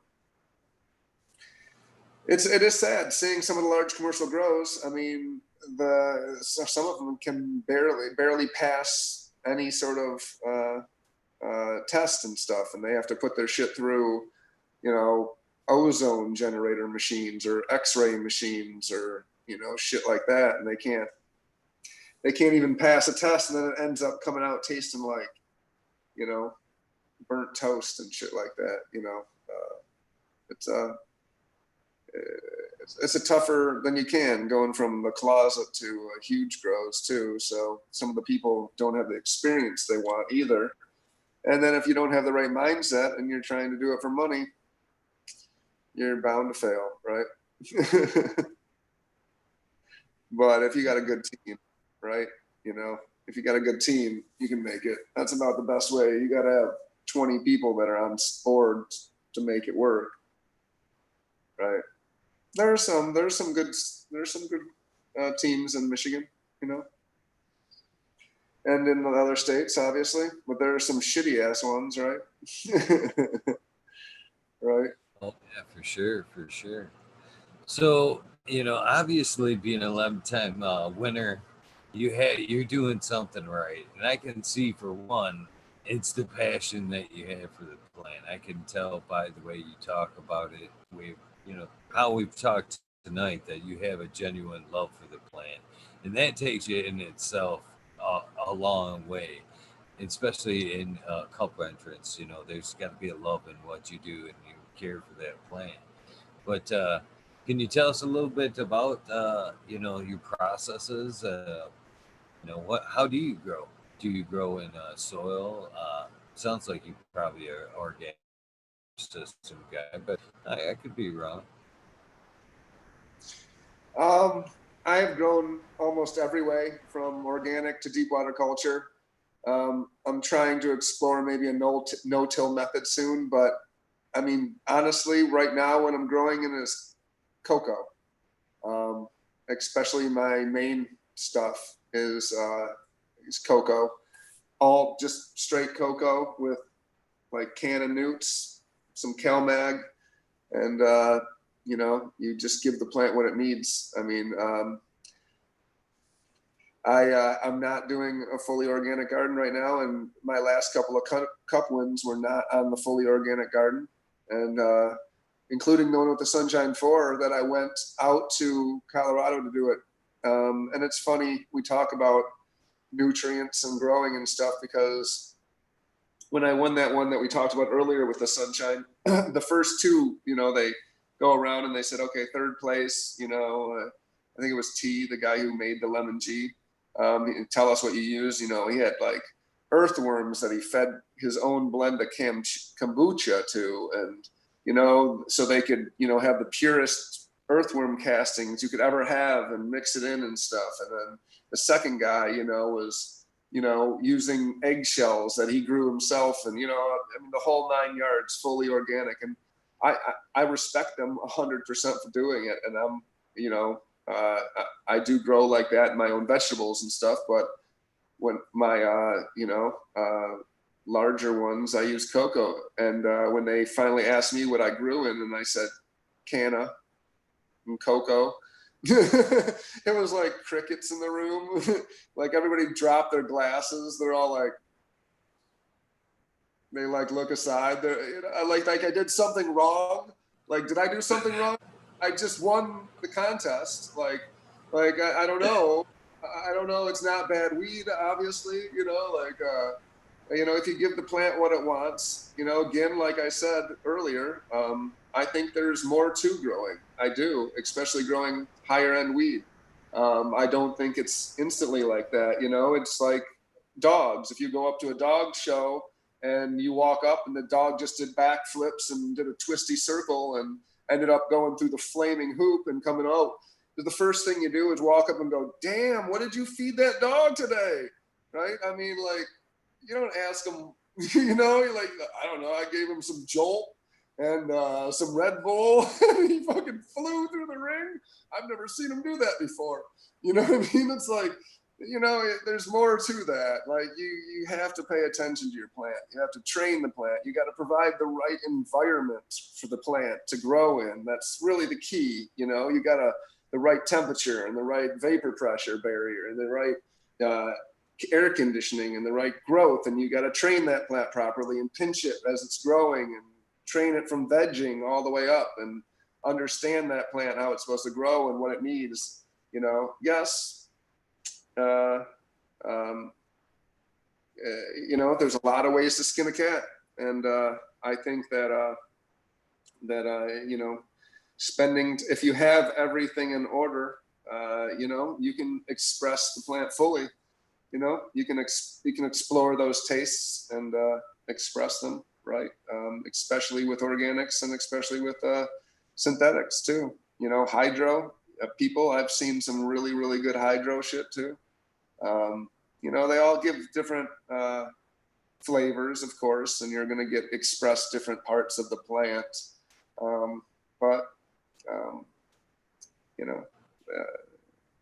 Is what it is.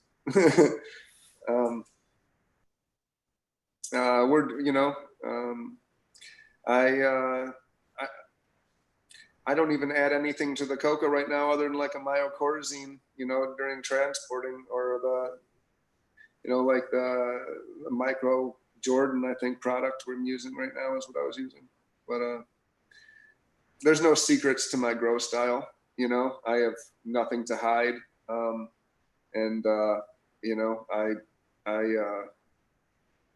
I've grown almost every way you can, and I've seen them outdoor and indoor. I do like pheno hunting right now. I'm doing a lot of exploring seed hunting too, so that's a really fun part of it. And with synthetics, you get a lot of consistency too. That's a really good thing too. If you're growing at larger numbers, consistency helps tremendously. Oh, for sure. Oh, for sure. It's nice to harvest things at the same point in time and not have one certain zone lagging for one reason or another, because it hasn't started to uptake things, or that bed or pot might not be as broken down as the other ones are. It's just struggling a little bit. Yeah, you don't have a lot of that in the cocoa. Everybody's usually on point and banging away at the same It's like a stage. Soilless hydro, right? You're giving it all its newts. You're not creating a biodiversity in the soil, and you're feeding the soil. You're feeding the plants. That's kind of how I look at it, right? Rather than the soil. So. Yeah, I'm a cocoa grower myself. Yeah. Nice. It has a very forgiving nature too, especially when you're growing multiple strains. You can flush it very easily, and it's an inert. So the only thing it really takes is like CalMag. It sucks a little bit in, but other than that, if you have really clean nutrients and really low salt content nutrients, it's a really great medium. Like I said, I don't even add anything to it. It's really easy to water in and stuff too. So what is your favorite terpene profile? Is it the limonene, or you kind of said that you grow out a lot of lemon strains? Is that was your favorite, or has it changed or progressed as you've moved along here? Right now, my favorite profiles, I have this Holy Grail Kush that I got a long time ago that I've hoarded for a long time. That's my favorite of the OG Kush type of profiles. It's just a super well balanced, like cinnamony OG Kush. It's just great. And then I really enjoy like the Skittles profile and the like the gelato ice cream profiles, those types of smooth profiles. So like, I hate to say it, but I do like those profiles. Even though they're pretty hypey, I do smoke them if I have them in my garden, and I like the Sunshine profiles too, like the Sunshine 3, Sunshine Kush, Those are kind of what I go between if I have a bunch to choose from. What do I have right here? A Stoned Owl, Skittles, Gorilla Glue, Gelato 33, and Sunshine 4. That's pretty much what I'm smoking on right now.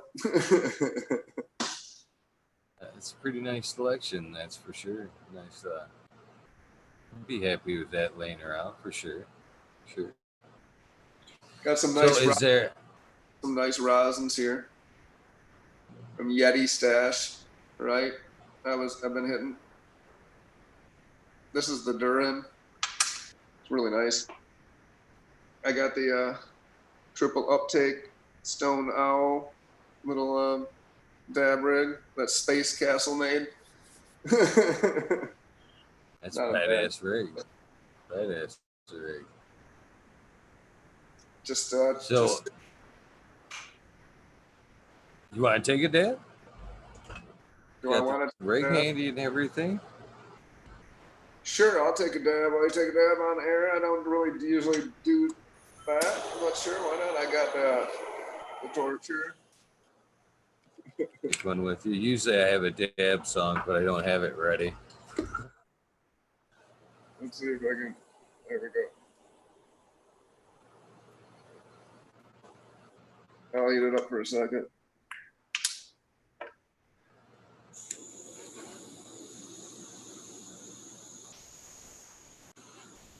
Me, myself, I'm a nectar collector kind of guy. Uh, economy dabber.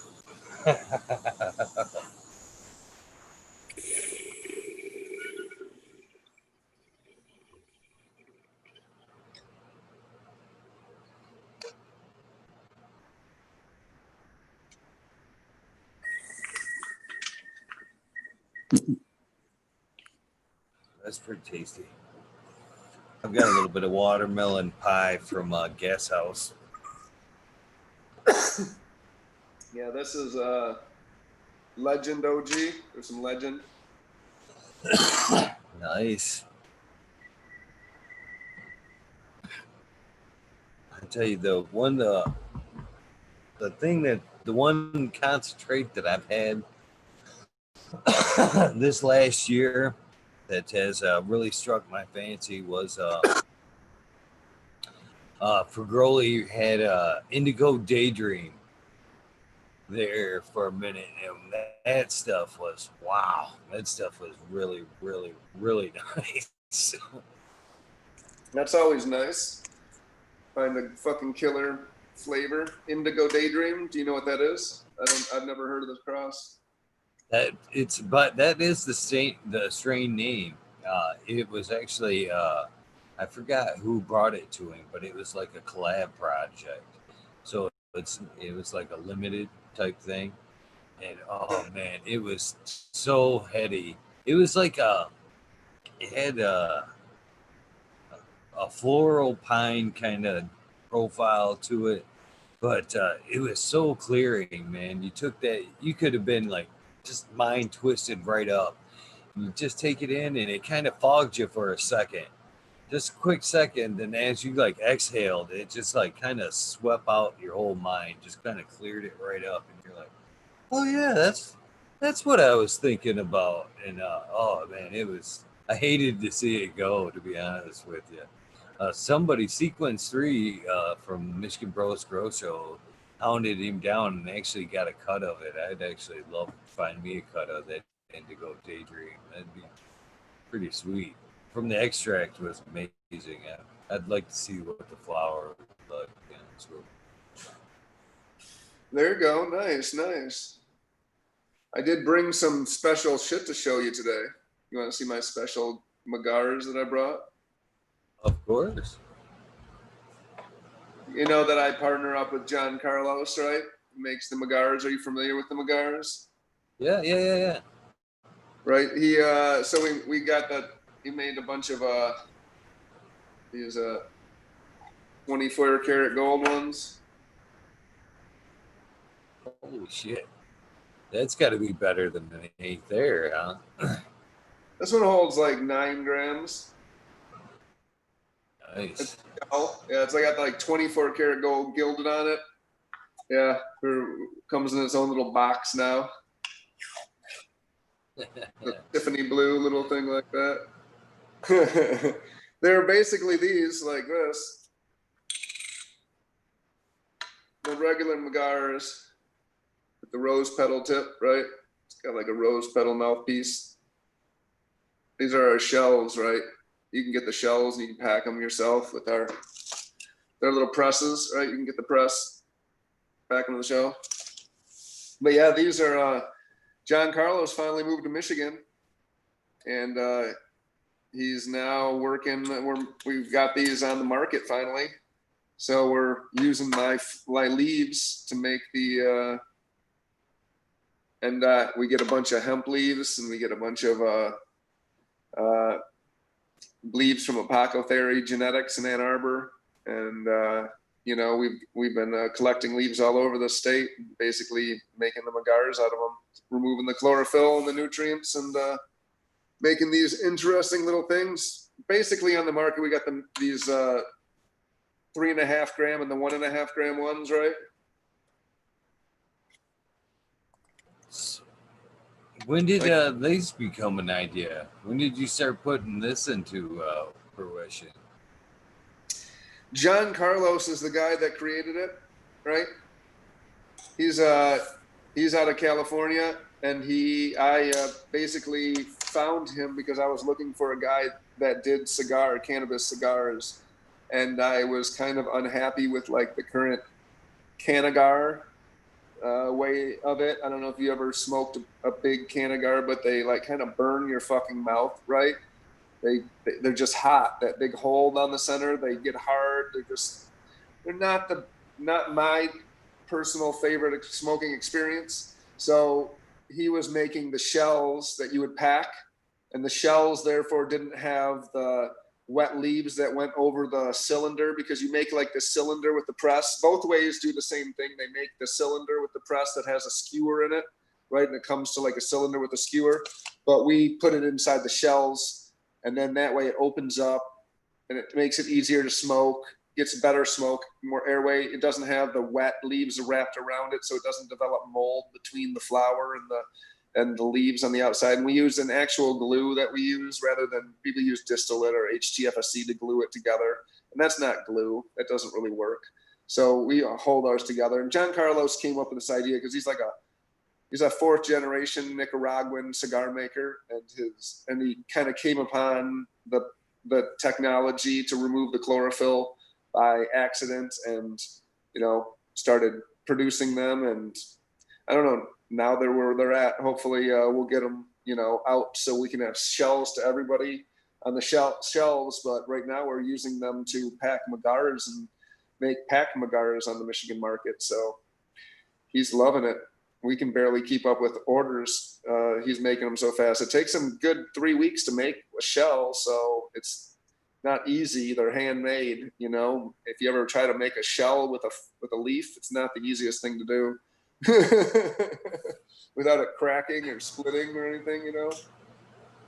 So he's finally here in Michigan making them, and that's a good thing. So I'm excited for that to go. Like I said, we got the 2 flavors on the market, and we've got a couple of custom flavors you can always order on his johncarlosmagar.com website, and you can get custom orders. He's got, you know, ones with peacock feathers and orchids and crystals, and you can get whatever you want on this thing, you know. But he's a genius making those things, you know. He really is. I've helped him develop them and progress with them. Help them develop into the specific style they are with the mouthpiece now, and I've helped them develop a filter and put them together in the certain style and form they are. But John Carlos came up with the main, you know, technique. But It's amazing. It's great that you were able to bring him on. You know, he started the process, but it's amazing and awesome that you guys have made him part of the team instead of, you know, rather than, you know, trying to mimic the style, you know, bring him on board and, you know, take it further. It seems like a much better and wiser business plan. Well, it's a patent pending process he has of removing the chlorophyll, so nobody else really does it right now. He's like literally the only one knows how to do it. I mean, there are people that can kind of have thinking about it, but it's not the same. It's not the right way. And his leaching process is fully organic, and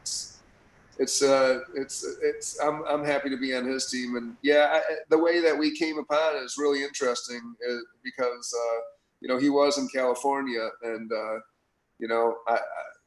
when he was in California, he was not selling many Magaras. I'll tell you, he just wasn't selling. And when I finally got him to sell me some Magaras that I could pack, I sold like 1,000 a month, and that day he was selling, like, he had sold a total of like 40. So I helped him to develop into a better product, and I love it. I mean, I love the cigar aspect of having a thicker, fully eight. There's an eighth of weed in this, and it smokes for a good 2 hours. I mean, we've been talking a couple hours now, and this thing is still halfway gone. I mean, I'm one person, of course, but I mean, Jesus Christ. It's a good amount of weed. It's more of a cigar-like experience. You got like a wood piece mouthpiece, and there's a filter in it, so you can kind of bite on it. It's compared to like a fat doobie or something like that. My doobies are fatter though. There's nothing wrong with that. That's just a cannabis connoisseur. I appreciate that. I've got here, but I'm not hand rolling that thing, to be honest with you. I cheat. I got a fatty roller. And I actually like the bigger joints. It's not like that when I roll these things, especially this is like it's getting to be like a trademark. I smoke these throughout the show. But I do it for a reason, and so I'm not necessarily rolling and sparking up joints the whole time. I'm just kind of nursing the one, throughout the whole program versus, And I'm gonna have to get Magars and a Magar press, so you can have a Magar for each session. That'd be badass. So just to kind of get off the subject briefly, are you gonna go to any cannabis events? I know I'm Clio Cultivation is the first one so far to pop up tomorrow. I'm going tomorrow. I can't wait, man. I got children, so I can't go this weekend, right? But I would love to go. Honestly, I've been essential this entire time, so I've been just taking it easy and working, and all my team has been working. We've all been working the whole time. Everybody's been tested, and everybody's staying safe and wears their protective gear. But I'm probably going to stay away from it for a minute, and especially if I go, I won't be probably sharing joints with anybody. I'll tell you that one though. So. I mean, at least that's a weird thing, because the big fun of the Cannabis Cup is passing Magars all day, and it's like, I don't know if I want you to pass me that Magar right now. You take your mask down and hit it, you're like, like, it just doesn't go so well. It's just a weird feeling, right? Like, you can have a hole in your mask, you like stick it through the hole, like, and then why even wear the mask, right? At that point. I agree. It's just, for me, I'm just dying to get out there and be in the cannabis community. It's been, all the big events have been canceled, and I'm just a freak for that kind of stuff. I love the whole event thing. I love that when you get out of the car, you can smell all the different flower and the dabs and stuff. It's a great day. Everybody always bitches about the prices of, well, tomorrow's free, but they always bitch about the prices of the cup. And to me, it's worth every penny of it to be a part of that for a day or the weekend. It's always a great day. I don't know. I dig it. I agree. I miss them tremendously. And I do support the Clio Cultivation tomorrow. I do recommend anybody go out if they want to have a good time. Those people are always good people. So I just hope they keep it safe, and I hope nothing cures from it. But Jesus, I think if you stay safe and you don't pass joints and you're cool, I think there's no reason why you can't gather in a, small, safe environment. There's no reason to be fearful of it, but you have to be safe, right? I'm not so smart. I'm not so sure on how small it is going to be tomorrow. I know it's fairly good size event, but it being the first one, I think there's a lot of people like myself that are just hungry for it. I think tomorrow is going to be just 10 times what he's expected. Yeah, I mean, I hope so. I hope it's fun, and I hope everybody has a good time. You know what I mean? Like, I wish I could be there. It'd be a good time. Those guys are good, and are they having the cup? Is there a cup tomorrow? Yeah. Oh, there is. Yeah, there's a cup tomorrow. Yeah. That should be fun. I didn't get to enter this cup. I don't have a lot going. I'm cracking a lot of seeds right now too, so I'm not in the position to enter a cup right now either. Do you have a favorite breeder right now that you're kind of working with, or one that's got your eye, that's producing some fire? Yeah. Like I said, I always like Bodie. He's my go-to favorite, of course, right? But I mean, I like a lot of breeders. The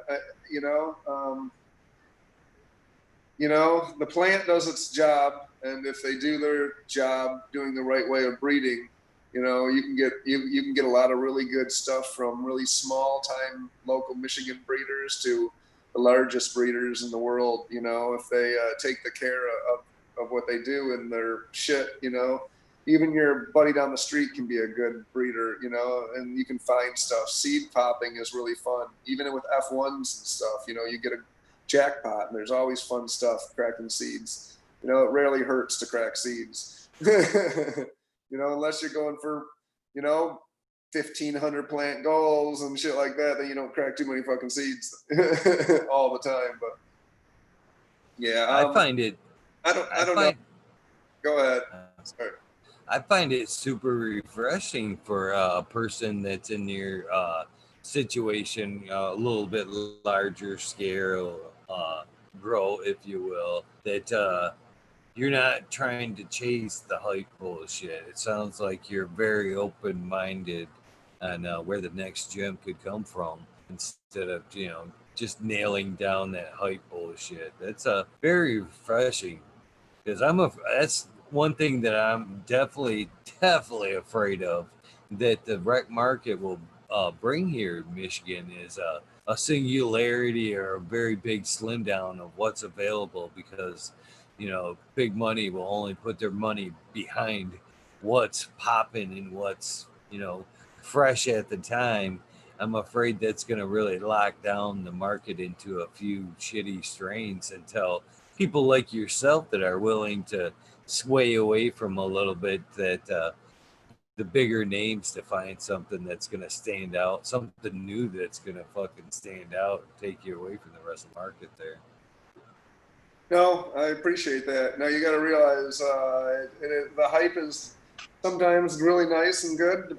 Depends what strain it is, but you don't want to chase that. Realistically, that's like a musician trying to be the next Rolling Stones. You'll never be the fucking Rolling Stones. So you want to be yourself. You might have an influence from those guys, but you gotta do your thing. And the same thing with breeders. You find you find really good people that take good care of the good moms and good dads, and they have good strain lineages and stuff.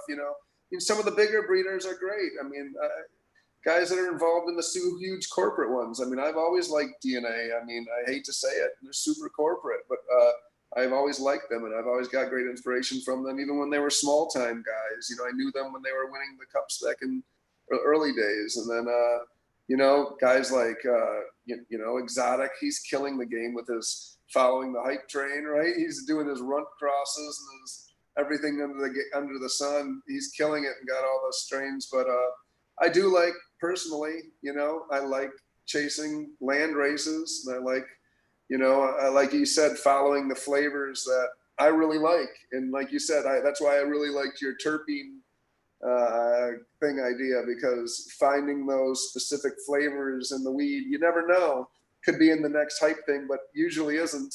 Usually it's in some crazy landrace mistake. I mean, look what the chem dog is, right? It's bag seed from the dog bud. You know, they're just bag seed. The OG Kush is just bag seed from the Super Knot, right? Which they renamed, right? OG Kush and back, you know, Kush, and then it came to OG Kush, right? You know, a lot of these really good strains are just mistakes and, you know, F1s, and that's my catfish was a mistake, right? You know, it was like, oh, and it was my favorite weed that I had. It was a really nice growing, fun, tasty, swampy, gassy OG, and it just came out of nowhere. And you're just like, oh, what do? You do, you know, you have 10 kids and you have one genius and you have, you know, 9 average kids, right? I don't know. Do you never get 10 geniuses? I don't know. Hopefully you do. You know? Rare, but you would hope it happens, but it rarely does you get 10, but you gotta have 10 to find out. You gotta have 10 to find out. Yeah, the bigger grows, though. I mean, like you said, you know, the bigger grows have to grow the Blue Dream. They have to grow, you know, the other ones, you know, that are just the ones that people want because they grow the most, and or some of them are even growing for extracts. So they're not even growing for that cannabis cup fill your head thing. You know, some of those guys don't even know. They've never even smoked a cannabis cup winning weed before.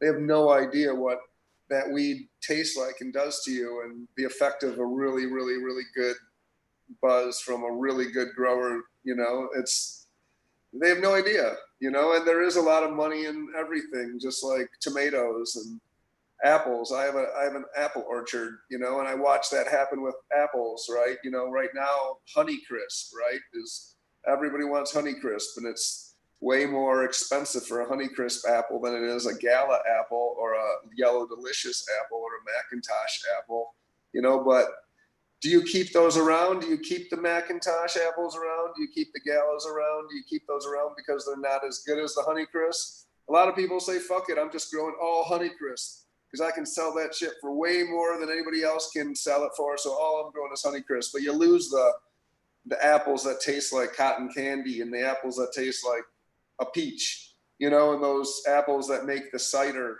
you know, because we lost the cider apples and stuff like that. So, you know, it's like anything, any big agricultural business, you know, people are going to take it and they're going to run with it and they're going to focus on a specific plant like a Gorilla Glue or something and just whoop, that's what we're doing. That's it. We'll kill it. And some people will search around, and you know, it's good to find those people. I could only hope the Apple market is nothing like the cannabis market, because you know, I've bitched and complained about you know, people don't realize, you know, the effort we put forth in weaning down, you know, and appreciating the pheno hunters like ourselves. You know, there's a lot of numbers and time that goes down into weaning down the winners out of them strains and kicking shit out that just shouldn't even been in the garden. You know, that's the chance we take by popping them. We don't know until, you know, that final product how good or bad it is, and unfortunately we usually got to right around 6 months into it at that point. You know what I mean? Like there's a chance of some wasted time there. But in the apple orchard industry, you know, if the new flavor comes through there, it ain't 6 fucking months. It's what, about 5 years? You put one in the dirt and it's actually producing fruit. I mean, Yeah, 5 years is about when you start getting the best fruit. You usually don't want fruit before 5 years, anyways. You know. Yeah, for sure. Long time. So like when they killed all the cider apples because, you know, they weren't making cider, they were making beer, and they could use hops and all grain and all that shit to make GMO stuff. They could make more profit off of that. And the cider, you know, the apples were hard to grow. You know, it takes 25 years to get a killer apple orchard with the craziest strains, the Kingston Blacks and the Famous and the crazy, you know, cider strains that you don't get. And you got to have like 3 to 5 different apples on your orchard to make cider anyways. You know, you want to blend them anyways. So, you know, like agriculture in itself is really hard to preserve those things. And, you know, I respect all the breeders and all the people that are, you know, at least preserving some of the old school strains like the Chem Dogs and the land races and the skunks. If we ever find the roadkill skunk, someday it's there. Somebody's got it. You know, those things, you know. But I've got a good question for you. It kind of pertains next to nothing with cannabis, but I'm curious. If you take, say, you talked about the different flavors of apples there. If you take a branch of one type of an apple tree and you grafted it onto another flavor of an apple tree, I know like that one branch will continue to produce that one flavor of an apple, correct? You could have different, actually yeah, different flavors of apple, or will they combine? Will the xylem and phloem go back kind of in, and will they blend later on and maybe make a new apple from the grafting? I mean, you can take a peach plant and put it on an apple thing. You can take a stalk, usually an apple tree stalk or something, and put a yellow delicious, gala, peach, you know, anything. You can put 40 different things on there. And I've seen trees with hundreds of different things grafted on them. These big trees, if you Google search grafting is crazy, but they're not going to combine. You're not going to get like a peach apple because it's there together or anything. It's going to be a peach tree on an apple stalk. It's going to use the stalk as a straw to draw out the water and stuff like that. You know, you're not going to combine it. Crossbreeding is a whole nother thing. Like, I don't know much about apple crossbreeding, but I know it's hard. Honestly, like making it a Honeycrisp apple or the newer Evercrisp or all the other different crisps that they're crossing it with. Like they have patents on those things like now, you know. So when cannabis gets legal, you know, will they have a patent on the Sunshine 3? Will we have a patent on the fucking Blue Dream or whatever you're growing? Like what the fuck? Like they have a patent on most of the apple trees. Like you can't just take a Honeycrisp and cross it to a Gala and call it your own little fucking thing. They'll sue the shit out of you. Like you can't do that. The University of Mississippi, I think, or Missouri owns the Honeycrisp or somebody like that. Huh. Yeah, that's pretty crazy. Bananas are kind of like that too, aren't they? Where there's only certain breeds, and it's like the like that. Cannabis will be. I mean, I hate to talk about it, and you know, we don't want to talk about that shit, but once it goes federally legal, there's people lined up right now ready to get a goddamn fucking patent on their fucking weed plant right now. There's people trying as hard as they can right now to patent plants and patent strains so that you can't use them. And when it goes federally legal, they'll be the only one to have the Chem Dog, or they'll be the only one to have whatever because they claim it. And they, you know, it's going to be a big rush to patents and trademarks and copyrights and that shit. It's going to be a mad rush as soon as it goes federally legal. That's the scary part of this whole thing. You know, I hope it doesn't do that, and we'll have open source with certain things, right? But Jesus, I hope it don't either, because that's when the whole phylos problem is going to really come to fruition right there, because they're going to be the first one with the genetic mapping, you know what I mean, of all these samples that's already been turned in. So basically all they have to do is be first, and everybody else after that point will have to prove, you know, their validity beforehand. There's people right now that have the patent on hydrocarbon extraction, right? BHO extraction. There's somebody that has John Yeah. Indra. He's been on the show. He's Yeah, been on yeah. the show a couple of times. He's a great guy, by the way. I don't know how you feel about him, but he's another one. When you were telling me about your dad, he reminded me of Indra. There's three. Indra, Mila Jensen, the Hash Queen. She's been on. Both of those are repeat guests. Indra's been on twice. I can't wait to get Mila on again. But they're right along the genre of, like, say, your dad. Both of all of them kind of make me, as a younger person, feel like a lazy fuck, to be honest with you. They tell these great stories of fucking traveling and spiritual journeys, and I'm like, fuck, man, I haven't even left my state, or you know what I mean? I haven't went to India and studied with the Buddhists and taken Yeah. mushrooms and found You're a still spiritual journey. I'm like, man, that's when I told you that, when you started telling us about your father there and some of the background there, I was like all ears. When Indra was on, I shut the fuck up, and I'm serious. I went off camera and I was like this the whole time.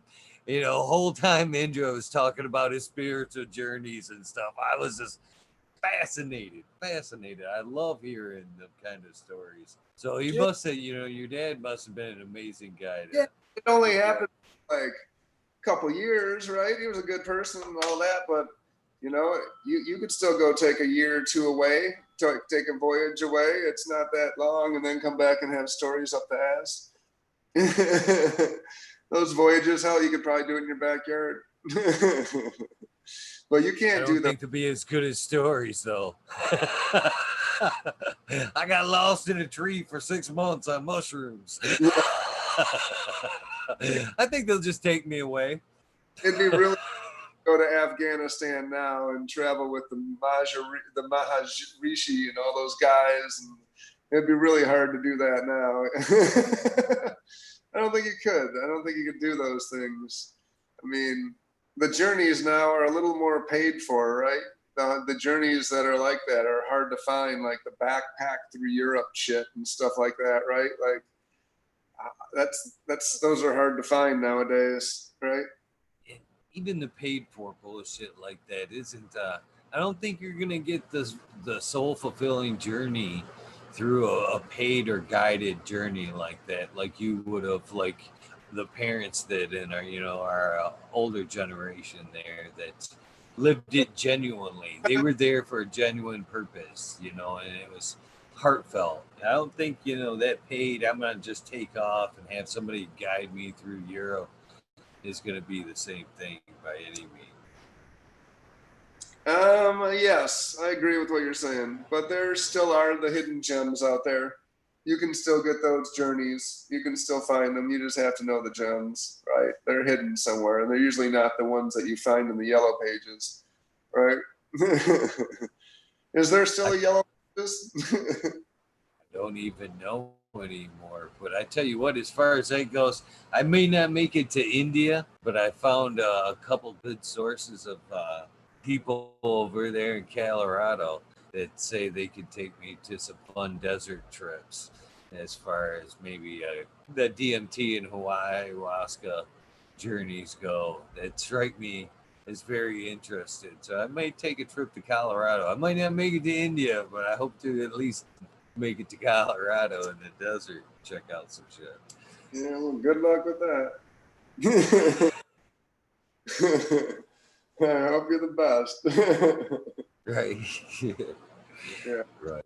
I hear you in that one. You can find them. Look for the spiritual native elders. There tends to be the ones that are most grounded, the ones that tend to understand it a little better than most.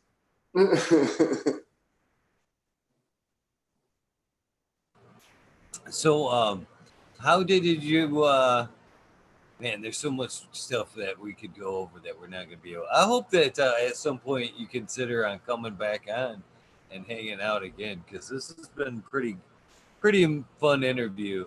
And like I said, we're just not going to be able to touch everything that I could touch and have good conversations with you tonight. So some of this we're going to have to just kind of blow through a little bit. But so how did you dip your feet into the edible industry?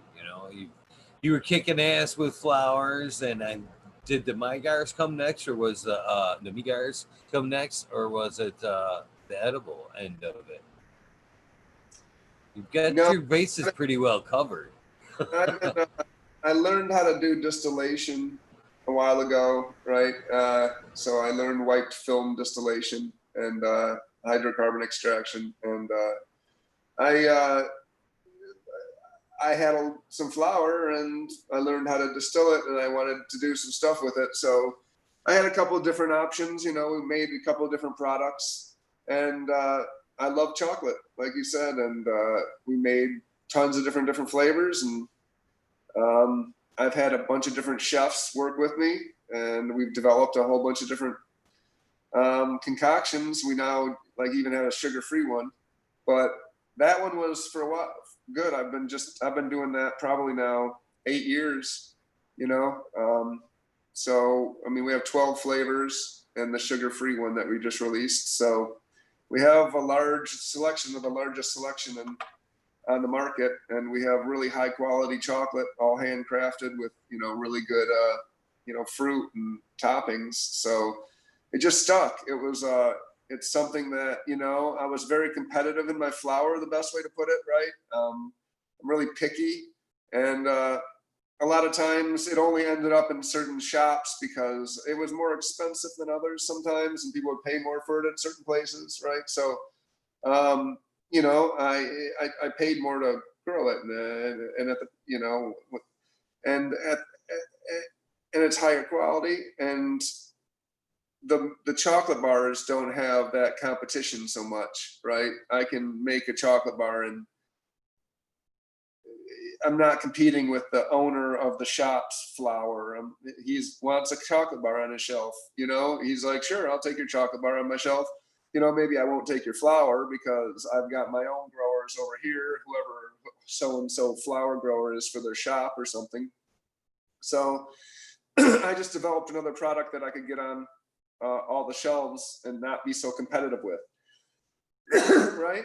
So I, you know, of course, just kept making them. Of course, I go head over heels with anything I do. So me and my people just developed a bunch of different flavors. We came down to the flavors we have now. We agree that these are the best flavors we made, and they're, you know, true and tested.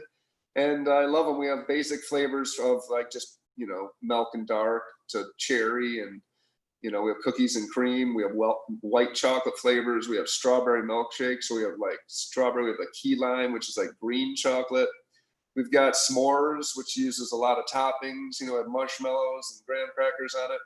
You know, so we put a lot of time into the chocolate. And then, like I said, when the really thing was when they stopped caregiver intake, when you couldn't sell to a shop anymore, you know, I didn't know what to do. They did it for 30 days, maybe 2 years ago, right? And when they did that, you know, I figured I'd make the move.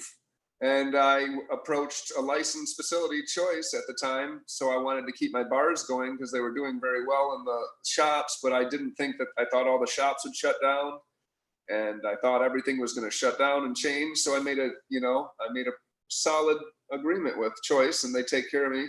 And we worked together to get them onto the medical market.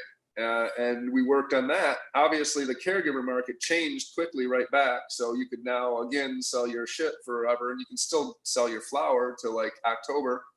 But at the time, I thought it was all shut down. And then at the end, it worked out really well. I mean, we sell to many more stores this way. It's got a lot of wider access. You get paired up with Choice's products. So we do really well. It you know, like I said, it helped overall. They helped me scale up. I learned how to, you know, to develop my products, and I think I've got a great team, like we said, helped us get there. But that happened. Then I met the Magars. John Carlos was really hard to talk to because he was in California, and he had deals with people, deals with Aficionado and those types of really high-end brands, and he wouldn't talk to anybody else. And when he broke off those deals, that's when I hit him and was like, I need a cannabis cigar. Let's work on this. So we developed and worked on that. And like I said, that's kind of where I stick right now. I have some other products down the line that we've developed, some face creams and some like lotions and some tinctures, some gummies and some carts. Of course, we've had products all over the place. But right now we're just focusing on, I mean, 12 bars is hard. And to like really work one thing perfectly is really where I wanted to do. I just wanted to take my chocolate bars and not branch off so much, not be like Risk or something, take over Australia first, not Asia, right? So you start small and you do it right, you do it well, and I understand the entire market, from my oil, how to make my oil, to how to grow it, to where it comes from. So I know the entire market. And the big thing about the medical market, like the MFLA, is you do get tested shit. Everything has got to be tested. Crazy tests. Like the standards are insane right now. I mean, I could tell you some horror stories I've had with the testing booths, but I'm not going to go there. But like everything is triple tested. We test our distillate. It has to be fully $500 tested all the way through. So we know our distillate's clean. Then we put it in the bars, and we have to test the bars again.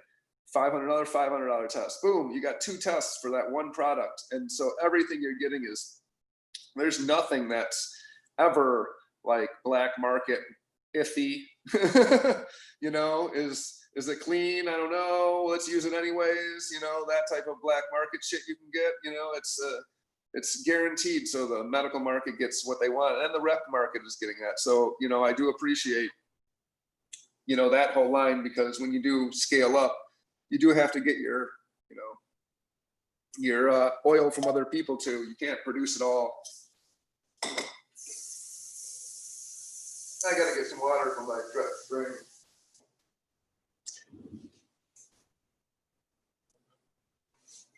But so that's the story of Midnight Roots with that. I've got seeds. Those have been going around for a while. I've made a couple different rounds of those, and we do have a CBD line that you can get online, and I just basically do a lotion and a tincture. Mainly the tincture I keep around because I have so many people that really benefit it with their pets. They'll take it because it's an unflavored tincture, so they can give a heavy dose or a small dose and just put it on their treat, and their pet doesn't even know the difference at all. And the lotion is really good. My mom and a lot of her friends get really good lotion. It's a lavender infused lotion. So most products are available on the legal market. You can buy them off the website, midnightroots.com. You can even buy John Carlos shells on his website, johncarlosmagar.com. But we have apparel and other things too like that. But getting into the rosin game and stuff is something I'm really looking forward to too. I do have Choice is actually venturing into the rosin game, and they've been dabbling with it too, which is kind of exciting watching that. But I appreciate your the efforts you've taken, the steps you've taken so far. Talk about some wise business decisions. I mean, to bring in to start with the flour, obviously, is but kicking ass with the flour is another thing starting off.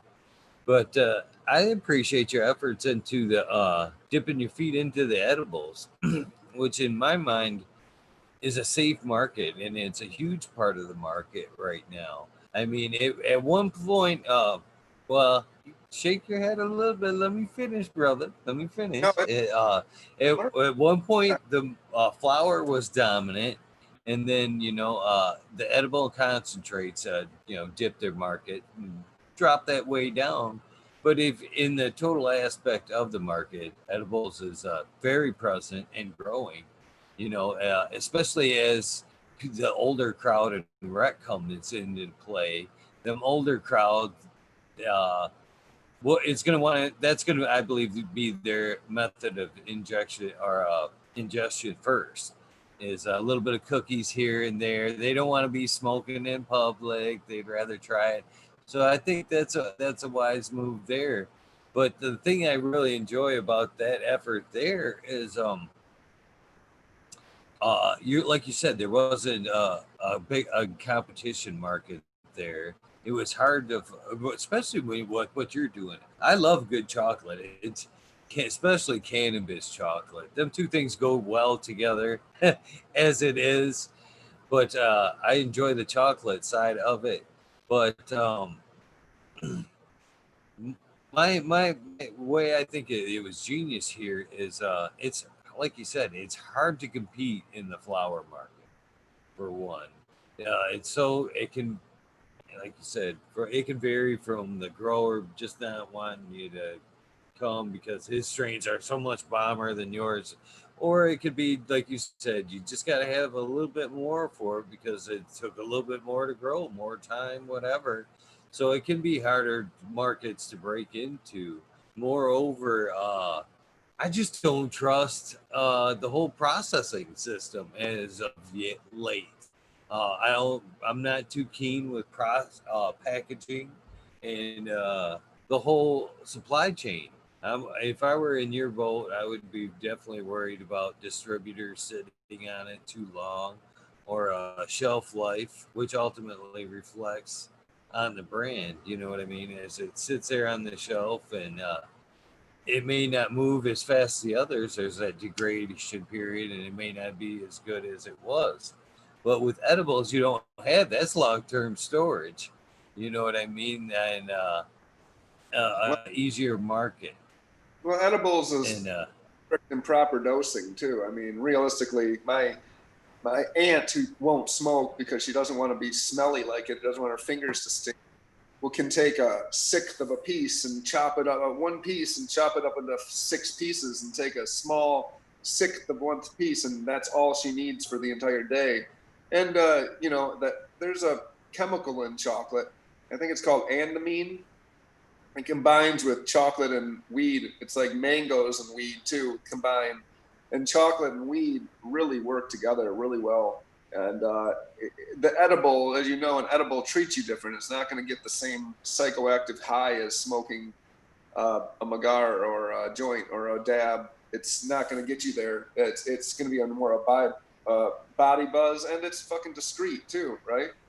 I mean, Jesus, you can take it anywhere. You can take a chocolate bar in your anywhere, hide it in a fucking, another wrapper if you need to, you know. But it's legal right now. It's recreational legal, so you don't need to hide it anywhere. But if you did, it's a little more discreet than whipping out a joint and smoking it in front of the people, right? So there's a lot of benefits to edibles, and like I said, I do appreciate the, obviously the the shelf life and stuff as a business owner, does help and stuff like that, especially with chocolate and other products and stuff. But it wasn't the first thing I was thinking. I really just like the chocolate market. I'm gonna make a chocolate factory someday and dress up like Willy Wonka. My employees are gonna have Oompa Loompa outfits on, and then we're gonna have like a chocolate river, and we're gonna do the same shit. We're gonna have a wallpaper that you lick when you walk in. Maybe not so right now with, but, but yeah. right on. No, the chocolate is always a good thing. Like I said, I just like chocolate. I personally just like chocolate. And you can do anything with chocolate. You can. It's a crazy substance. My Yeah, one of my it has health benefits too. Oxins, right? especially dark chocolate, right? Dark chocolate has tons of benefits. I mean, I have a list of them on my website of all the benefits of dark chocolate. But I mean, there's oxygenating blood to help all the health benefits that go through it. I seriously can't think of many right now, and off the top because I've got a magar in my hand. There's a hell of a lot of benefits to chocolate besides that, and yeah. I still think that it was a wise tactic to make as a second effort versus trying to tap into maybe the extract market as a secondary attempt. You know what I mean? Uh, you took flour and then the edible market and then the meagar market, which were two lesser tap markets. Somebody had to go that way, and they both seem like a wise bet. You know what I mean? As far as standing out, you know what I mean? And I really like that. The edible thing's important to me because, like you said early on, quality is something that's very important to you. And for me, like I said, that whole packaging and processing aspect right now, as far as like somebody that's in my shoes, I don't have a lot of faith in taking my hard-earned flour, hard-produced flour to a processor that could could sit on his shelf, especially if they're gonna put my fucking brand on it. You know what I mean? To take it to some guy and let it sit in his shelves for God knows how long, and then I don't know how he's even gonna divide it up. Is it gonna be just dumped out on the table and left out for hours on end until somebody sub weighs it up into eighths or whatever, and then taken to another place and divided up. I would think if put my foot into the market like that, I think it would be better off in limited batches so you could control quality a little bit better than, I don't know. The whole flower aspect of it scares the shit out of me, to be honest with you.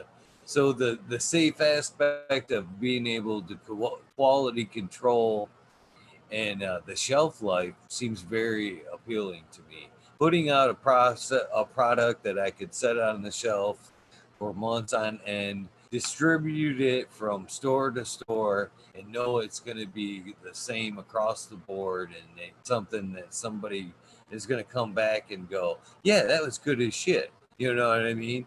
And they can go to another location and go, yeah, that's good as shit. You know what I mean? And that's something that's going to take a company brand a long ways. And I just don't. It's hard for me to have that faith in flour unless you're dealing with a couple of provisioning centers to where you can still kind of keep your hand in. You know what I mean? How long's that flour been sitting there? Let me buy that shit back from you or something like that. Man, you'd It's be surprised. still. You'd be surprised at how fast flour is moving right now. I know. I do know. It's crazy. Flour is moving so fucking fast. It's super hard to get good flour right now too. Like everything is ridiculous prices. It's insane. Like it's the craziest drought I've ever seen. It's craziest Oh, highest. You know? I'm loving it, to be honest with you. And I've got, for something tells me, you said, like you said, they're still kind of working with us until October, barely. But I've got a feeling because of the strained market right now, I don't think they'll be able to keep, even with the harvest, the fall harvest. I think that's gonna come and go so fucking fast. I think the caregivers are gonna be summoned back one more time. It's amazing how many times the caregiver market has been resurrected here in Michigan to kind of bail things out and smooth things over. And I think we're gonna be summoned one more time to help ease out in this COVID time. Uh, Maybe not, but I kind of think from seeing and dealing with people right now, the market it's terrible right now. You're right. Everybody's looking for flour and quality goes fast. So, yeah, we'll see. We'll see what happens here in Michigan for sure.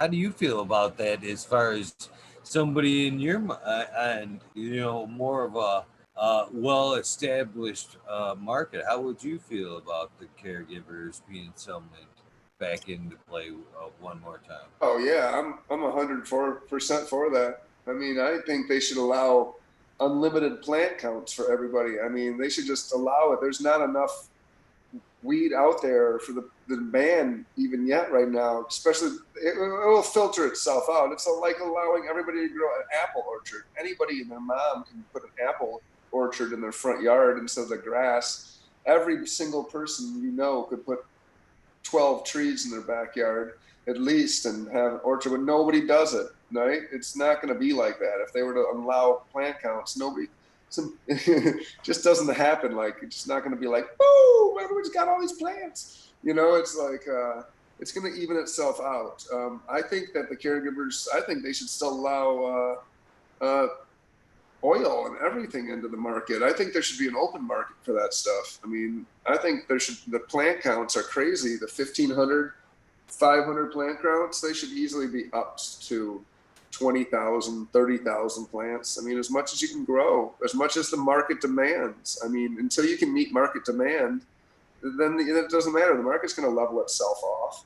I mean, if people grow an unlimited, ungodly amount of weed and then they can't sell it, they're not going to grow that much next year. They're going to go bankrupt. It's it just doesn't happen like that. Yeah, they might make distillate out of it, but then we get a lot of products, and if they're selling them, like it's fine. We can't meet demand right as it is right now. Like the amount of rec oil, adult use oil on the market is so scarce right now. There's nothing. There's no rec oil on the market. Like nobody's making recreational gummies, anything right now. You can't find oil, period, because of the way that they set up the intake use of oil. When they used to have it so you could intake oil, and then the shops could take that and distribute it, half of it to rec use, half of it to medical use. So people would supply themselves on oil, and then they would have a bunch of rec use stuff and medical use. But then they made it so that oil could only be used medically. And so all that oil that people had that were planning on using it for rec, there's no more. So there's a ton of med oil on the market, but there's no rec oil. And now they can't get oil from caregivers. So the only oil you can get are from processors who are not at their harvest yet, and they need their oil. You know, they want to make gummies, they want to make a chocolate bar. So it's so ridiculously hard to find anything right now. They need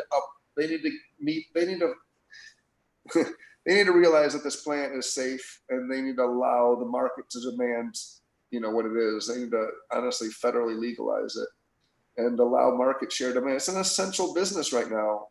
yet we can't bank, but with what, 2 banks in the country right now? Like, that shit makes any sense. It just doesn't make any sense to anybody.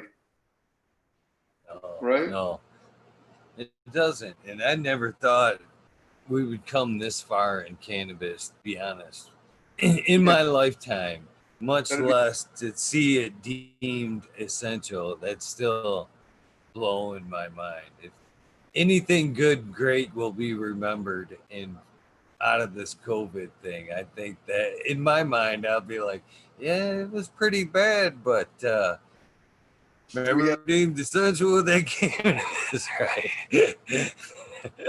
Hell yeah, you didn't see that coming. In fact, as far as that goes, not taking anything away from the importance of cannabis and what we're saying here, but I said this a couple of times in the beginning of this to some like pissy gas station attendants and shit that were mad because they were working or whatever. And this is what I said, because, and I said it with all due seriousness too, you know. I mean, in this, I was in Flint, and you know, nothing against anybody, but this person was, honestly, you could tell they were in a rough spot, in rough position in their life. You know what I mean? Obviously, it takes some wrong roads throughout, and then stuck working in the gas station and shit, and was really pissy about it. And I was like, hey, listen, you know, times might be tough, but did you ever fucking think you were going to be deemed essential in this fucking world as like you are right now, and treated like you're a super valuable person? So I would take the label and shut the fuck up right now, and take my money and be happy you're basking in your essentialness versus being pissy about, you know, where you are. You should be happy that you're working and even viewed as somebody essential and into this world right now. So, you know, yeah. I'm not taking your bad vibes right now. You should be happy as well. Unless he realized that his buddy down the street who got unemployment gets an extra $600 a week, and is making $600 more than him and that he would make working. So he's not going back to work. He's staying. He's You like, know, motherfucker. you know that will be phase 2 in my book of what came about of the great things of the COVID. And take this for whatever, whoever's listening, 66 currently watching right now. Ain't that pretty cool though? It's what, 2:40 in the morning here in Michigan, and we've still got 66 people right now watching along in chat. You know, Well, there's 60 people. I can't even see any of that information. I don't have any of that right here on my screen or nothing. Yep, 66 watching right now, and from all over Canada and Australia, Germany, a couple other good little places. But pretty cool, I think, for this hour in the morning. God damn it, it says I can have a virtual background on here. I can do some things. I can make myself look like I'm in Paris or something like that. Oh yeah. You can actually upload pictures, like all kinds of, like, this is my show background right here. Yeah, this is place in West Branch, my garden on another day. But yeah, Zoom's a little fun to play with. You can play a lot of virtual fun. But damn, totally forgot Jake, where I was going with this shit. I kind of got squirreled in the moment. Oh, there was like, you said there was 560 million people watching right now. Isn't that what you said? Oh no, I wish. But 60. but before that, I forgot where I was going with that. Totally got sidetracked. It happens. We call that like 2:45 in the morning, and they're like hanging out with our ass, smoking cigars. Oh, the unemployment. Thank you. Chat is awesome. You know, they're great for, like, when I'm slacking or something during an interview. They're like, hey, don't forget that, or this is what you were talking about, you high ass. But this phase 2, what's going to come good of this COVID thing, in them $600 checks.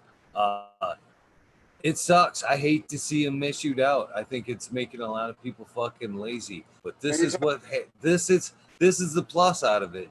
This is the plus. Think about all that shitty service you had before this COVID mess.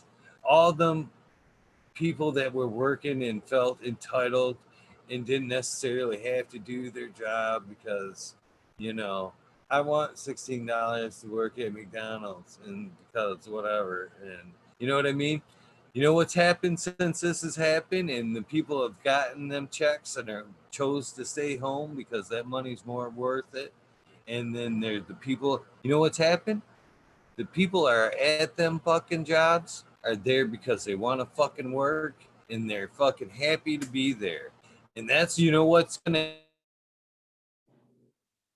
into this bullshit when that money runs out and fucking it's time to go back to work. You know what's gonna happen? These businesses are gonna realize, shit, we've finally got fucking quality people working again that are happy to be here and they're actually doing their job with fucking pride. Stay home with your $600 ass, because I've already noticed it at, like, a lot of these fast food places and shit where they wanted $15 an hour before, and I was pulling a fucking head for a fucking sandwich and a cup of coffee. You know what's happened now? These people that are happy to be at work, shit, they're banging out orders. You're not pulling ahead anymore. You know what I mean? And I've noticed that whole thing at a lot of businesses right now.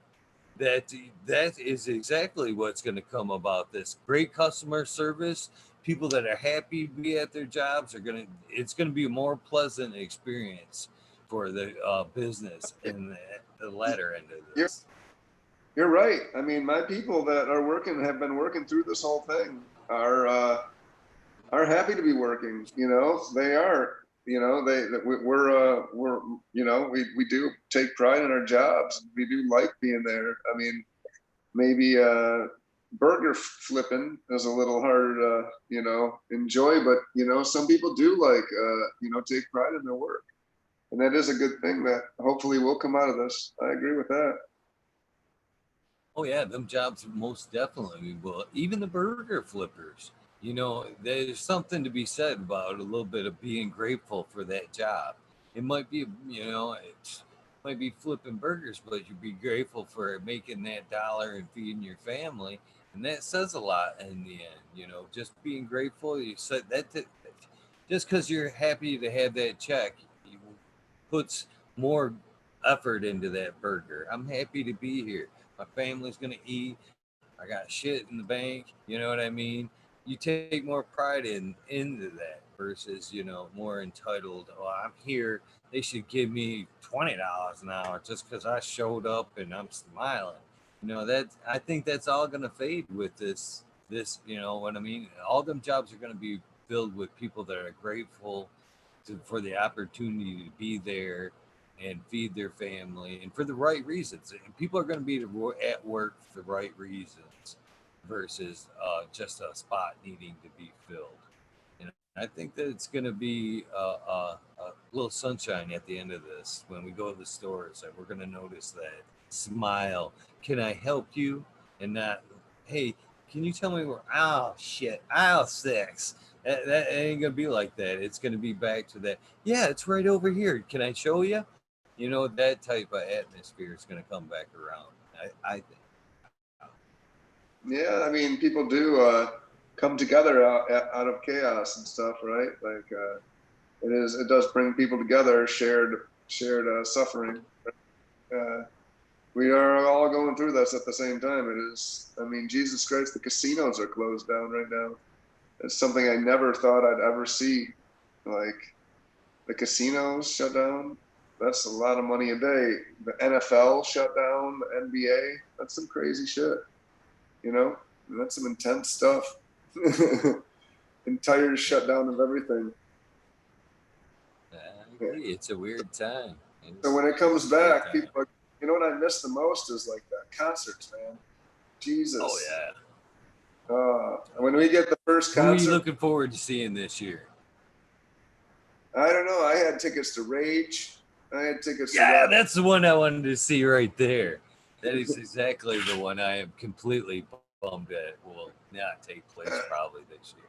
I had tickets to both of the Rage concerts. It was Rage, Roger Waters, and then Rage again, Monday, Tuesday, Wednesday. I had tickets to all 3 shows. That's what I was waiting for. Oh. Motherfucker. That was what, the 13th, 14th, and 15th? That's coming up this week. And then the Black Crowes were playing. Rolling Stones I had tickets to. It was going to be a good concert weekend. Or a good concert summer, or whatever you want to call it. Nothing. But you're getting a lot of live streaming. You were getting a lot of live streaming from DJs and artists and shit. And then all of a sudden, like, we got the protests and everybody stops live streaming. I mean, I support the protests, don't get me wrong, but I also support live streaming. What happened to live streaming? Where's my favorite, like, rock band playing from their living room again? You know, playing these songs, like all of a sudden everybody's out protesting and nobody's playing their songs from the living room. Can't we like go protest and come home and play some songs with the energy that you just did? Like, I miss live streaming. Oh, the mixed sessions were cool, like the Anthrax, where they were all playing from their house, like on the Zoom, and kind of mixing it together. Yeah, really Green cool. Like Sunday and acoustic shows all from their living room and their toilets and shit like that. It was great. You know? No. Yeah, there's got to be some good coming out of it for sure. I bet you it'd be a lot of people learn. You know what's coming out of it is people are selling weed out of their car now in front of the dispensaries. Back to the old days, right? You're pulling up to a car, the guy's jumping out. Guy comes out of the house really quick, brings you your bag of weed. That's been different. That's been different, for sure. I'm not even because I don't even like the whole experience because I don't even. Oh, I've been a caregiver for way too long, I guess. But it's seeing the dispensaries, provisioning centers go downhill. I mean, I miss the days where you could just walk up, smell every jar that they had, You know what I mean? You can't even do that anymore. And now it's, you can't even look at the shit anymore. They just give you a friggin' piece of paper and wax crayon what you want on there. And they just go in there, wipe off it like a menu and shit, wipe it off for the next guy. And they just hand you another wax crayon. Just write what you want. And you don't even get to see your product. You don't even know you're getting fucked until you're getting halfway down the road. And I actually two experiences about this. I actually have had easier black market drug transactions back in the day than I've had been able to buy papers lately. You know what I mean? And even at like Wild Bill's, you have to knock on the door and like, psst, I'll take 5 packs of papers, please. I don't want to come back anytime soon. And it's like they just right out the door and practically run back. The whole aspect's weird. And then I had to stop off. I was traveling downstate to see my daughter, and I guess regardless the reason why I had to stop, but I stopped for some pre-rolls, and and I ordered up. One was supposed to be I forgot what it was. I forget what it was, but I paid extra for something good, and a fire stick. One of their fire sticks, they called it, which I think is stupid, by the way. The whole, I don't know. I have trouble seeing that something that's kind of on the outside is getting on the inside. Either way, it was what I bought. What I bought the pre-roll of. I'm sitting there enjoying. I'm like, this is horrible. It's a whole time. I'm like, I can't believe I just paid fucking $12 for this thing. This is just the worst experience I had. And then I had the fire stick. I think I made 15 or 20 or more in just good faith. I was just like, yeah, I want something that's gonna knock me out.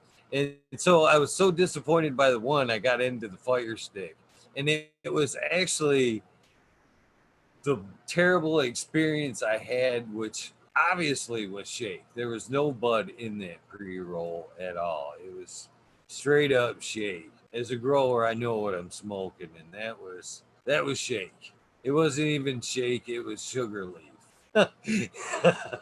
It was sugar leaf. It wasn't even shake. And so I light up this fire stick, and it was I could taste the sugar leaf through the oil, and keef it was rolled in. It was terrible and terrible and terrible. And then to make matters worse, they couldn't even approach me on the driver's side. They had to come over on the passenger side. And again, I hate to admit this, but I had my daughter with me, and so they come take the order for first time, which my daughter's 18, by the way, but still not old enough, I think, for cannabis orders across her lap.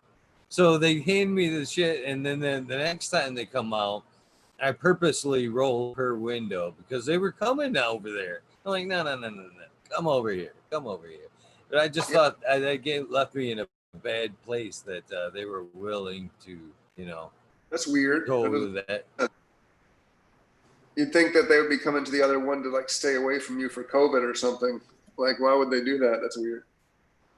Yeah, it was really weird, and I didn't care for it. But it was, again, I didn't need the experience. The whole provisioning center has gone so backwards to, like I said, being able to really enjoy your experience there, to not even just looking at jars and little sacks, to now menus is kind of sucky. Hopefully we can go back in and start looking at some jars or something sometime soon. Yeah. Evaluating our product before we get down the road in our stapled up bag. Like the OG Kush, and it's just like a fake picture of a bud, right? You're like, oh, that looks great. Can I get that in a Mylar unsee-through package? Yeah. It's really personal. Yeah, right. But Yeah, it's interesting times, to say the least. Interesting times. Sure. Hopefully, if anything, maybe the delivery services will bring back a little bit of the personality aspect in the cannabis industry. Maybe. Yeah. I don't know. Maybe. The delivery services, like, Yeah. How do you feel about that? yeah, I know a bunch of people with delivery services. I mean, they're killing it, right? They're fucking killing it right now. Um, I mean, they need to make it so it's like a singing delivery service where they go up and they dress up like a clown or something like that. And they do a dance or something. Like they need we that shit. What they're doing right now is fucking horrible. Where they walk up and they just sell you weed, like, you know, and you dress up like Dracula or something like that. Sneak up on, sneak up onto your porch, open their thing and be like, "Ah, I have the weed."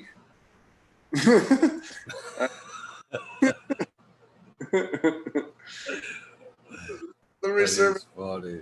delivery services are their own thing, right? Like they're running on their own little thing. Like all the shops have delivery services, and then there's like hundreds of illegal delivery services right now. It's crazy. Delivery services are like running on the rec model. So there's like all these other rec model now, and then there's the there's like 30 different models to run to sell weed on in Michigan. Which one do you want to be? Well, and that's in one aspect, I guess that's good. Just I say that just in one way is because as far as the officer mentality on it, they're getting a little frustrated on it. You know what I mean? There's so many different ways.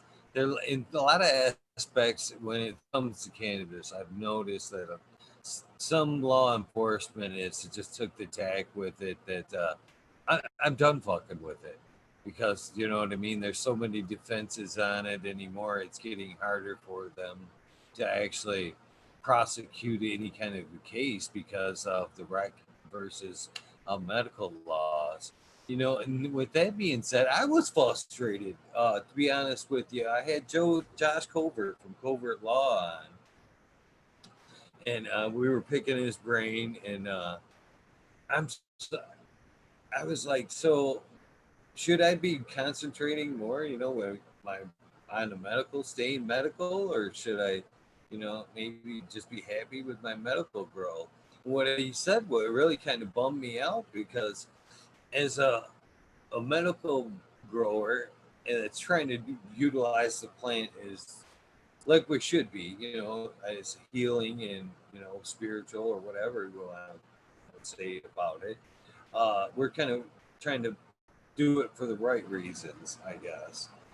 But on the recreational side, it's just somebody that a homeowner, okay, that wants to put plants in the yard. He actually said that you know, as a caregiver, I'm tied with the amount of weight I can have per patient and even carry. You know, the 15 technically. Zips is should be, you know. But and he said, but as a recreational grower, I can have 8 pounds in the closet and you know say that's you know it all came from my recreational grow and it's fine for me to store the 8 pounds in my closet because that's what I grew recreational. But as a you know I walk in here to my medical and now I'm only supposed to have 15 ounces. But I could go right back into my recreational closet and have 15 pounds in there. So I could see that the frustration as an officer, you know, I mean, to enforce some of this shit, it's got to be really shitty right Well, now. even And against it's fucked up. stupid plants is stupid. You know, he's got should be doing better things with his job, but I get it. Yeah, it is ridiculous. Actually, I mean, it's utterly ridiculous. And you're right about that rec thing. I mean, you could have a lot, and even having more in your plants isn't like a felony, like going over your plant count as a caregiver and shit like that, and going over your numbers, and then how are these people turning in so much weed into the caregiver market, into these processing labs? Like, you can't grow that much weed, and They're just letting that slide, and there's so much like just it's an interesting way to look at it. Like it's like they don't want to let it go legal, but it's like every single way that you can grow it is out there. You know, it's weird. You know, I just think the catch-22 here is, like I said, as you know, I can go from one area and be like, it's okay to have the larger amount, but gosh darn it, come over here to the medical side where I wish I could just give it to everybody that was sick, have a larger number, you know what I mean, to help people with. No, no, no, no, no, no, no, no, no. Your hands are tied. But on the recreational market, there you can go throw handfuls at everybody. Yeah, that's fine. But don't be trying to pass that out medically. sell it. It's kind of stupid. I don't know. Yeah, don't sell it. You can gift it, but you can't sell it. Yeah. Yeah, gift it to your buddy, and then he can pay you for your shoes. But yeah, it's interesting times. Yeah, geez. I'm grateful just to be able to have it, be honest with you. I just a little bummed out at some of the laws they tend to cloud it all up with. It's stupid. They need to just come up with a clear, decisive plan for everybody, the whole system, and roll with it. So, Yeah, I got a buddy that lives in Dubai, right? And in Dubai, if you own hash or you possess weed, it's like super harsh penalties. Like, I don't know, I'm talking like jail or getting beaten and shit like that. You know, it's like really harsh penalties. You can't have it. So, and I told them, you know, I'm like, you know, how do you feel about that? And they go, well, the majority of the people over here actually like it because we know what we can and can't do. If you don't do it, you get your ass beat. And he's like, but over in, you know, United States, he's like, we drive from one city to the next city to the next state, and every single city and every single state's a different thing. And he's like, I have no idea what I'm allowed to do anywhere.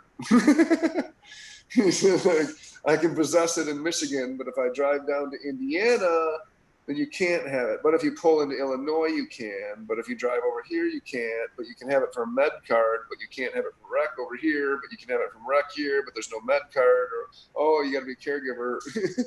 It's ridiculous. It's just a funny analogy.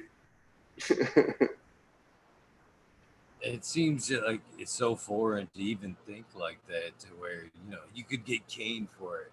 We've had our rough times here in the States, but man, it's never been that bad. It's never been that bad. And to even think that those times are still current somewhere kind of blows my mind a little bit. Oh man, it's still current here. People get their dogs shot, themselves shot, ran in on midnight raids. There's a lot of underground, detention centers and shit like that. They still treat, there's still a huge war on drugs with a big, huge budget. It's not like the Philippines. Like, yeah, you're right. They don't shoot them in the streets and shit like that. Like it's Saudi Arabia or shit like that. You know what I mean? No, they're not cutting your heads off like, some places. But yeah, they'll, yeah, it's gonna come around one of these days, hopefully, right? So how you hanging in there? Yeah, you doing all right as far as hanging out on the episode, or are you getting tired? Yeah. I noticed you What do you guys, stretched a few times. What do you up? What do you end up? What do you, What's do you that? have?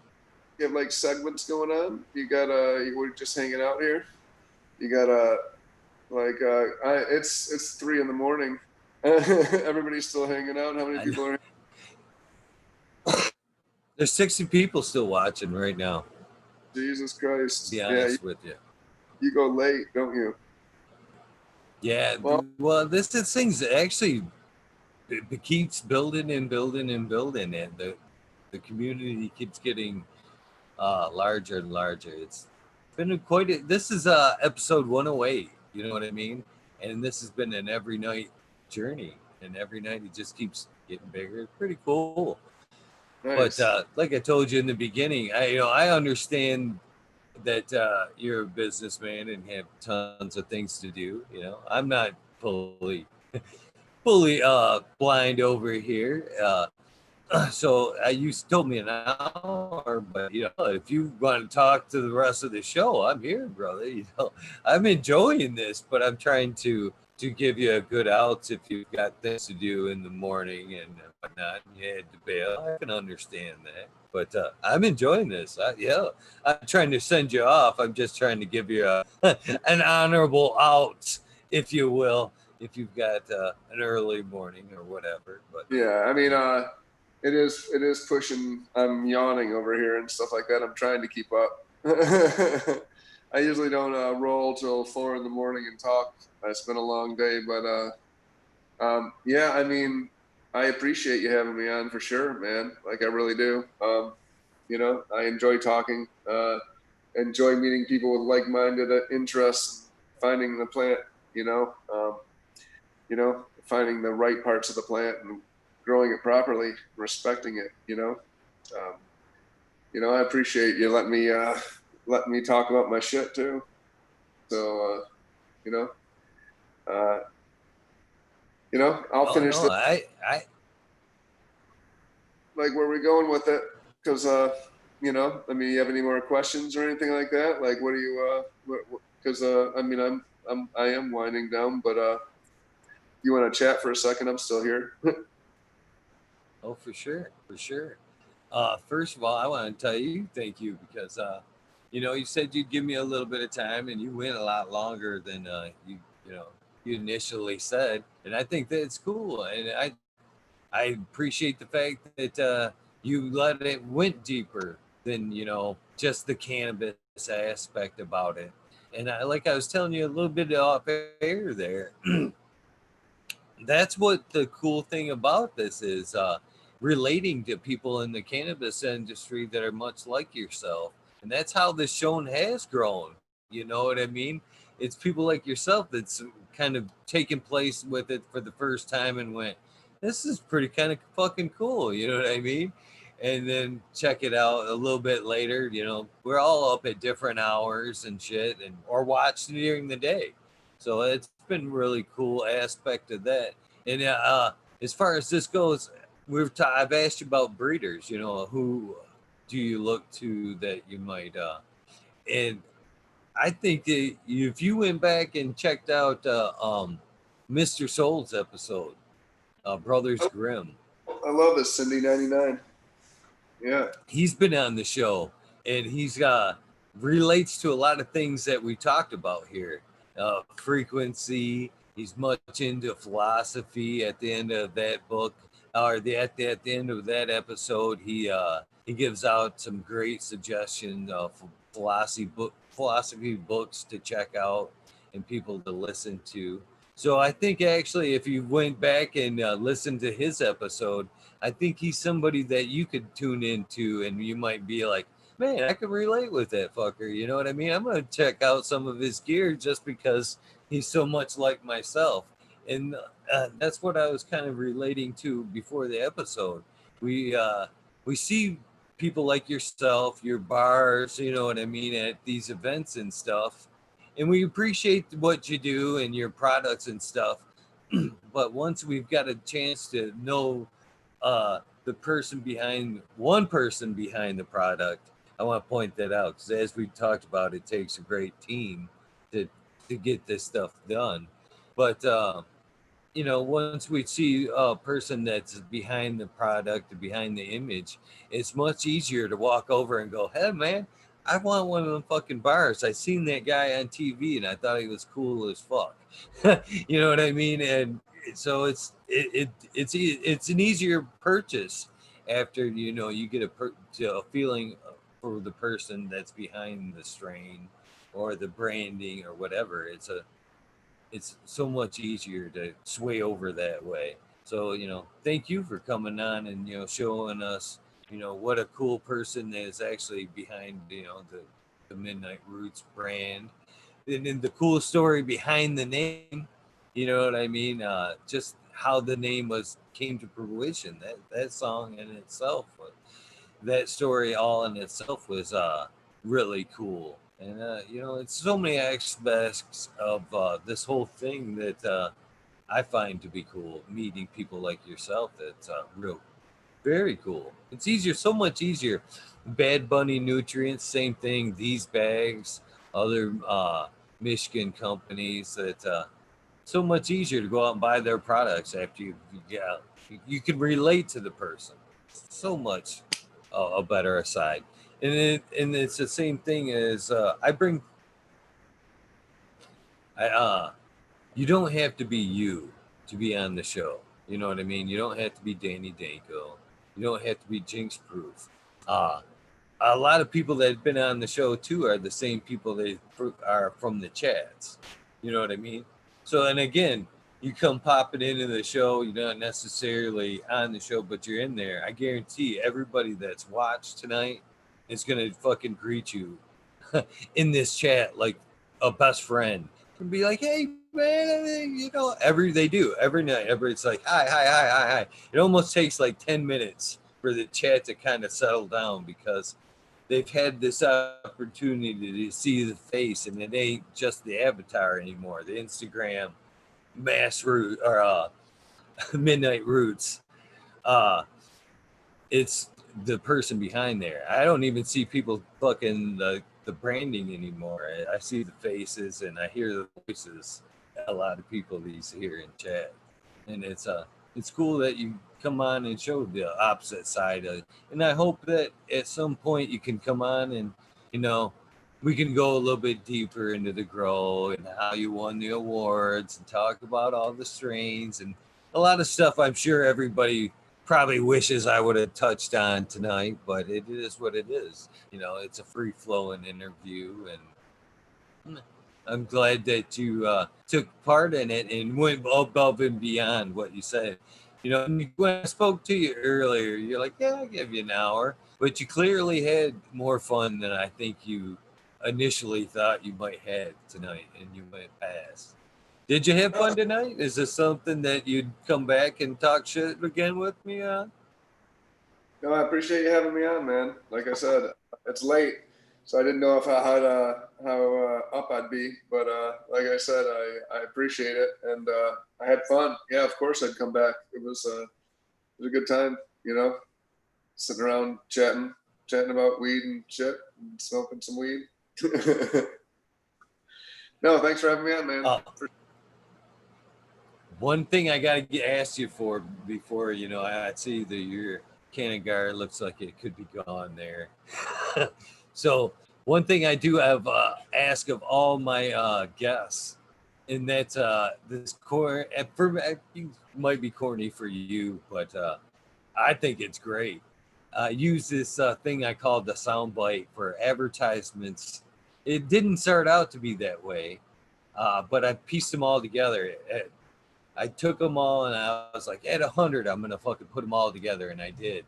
I pieced them all together, all these sound bites as like a celebration for the 100. But nowadays, I just like to do the sound bite, and now I'm using it as a celebration marker at some points. But now it's a marker for like say your episode and an advertisement. So it'll serve as two purposes. Tomorrow you'll see this sound bite, and hopefully it'll encourage somebody to either come back and watch this episode, or the next guest that's on the it might gonna have fun, or you know what I mean. It helps. Well, shit, he looked like he had fun with it. I might change my mind and go on the show.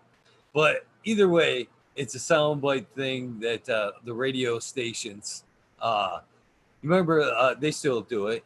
You know, hey, this is Bon Jovi and I'm on 105.56 or whatever, you know what I mean? So that's kind of what I'm looking to get from you. I'm going to record this little section and hopefully you can give me something close to, hey, this is Jake from Midnight Roots and I'm on fucking talking shit with Eagle.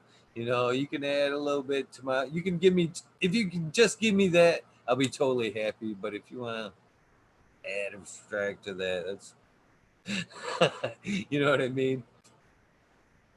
What is it? This is Jake from Midnight Roots, and you're listening to Talking Shit with Eagle. I'd listen to this every night. What? Close. You want me to do You something? forgot. And if you don't want to say the fucking part, I can understand. Fucking talking shit? Yeah, we're fucking talking shit. Yeah. Or is it talking fucking shit?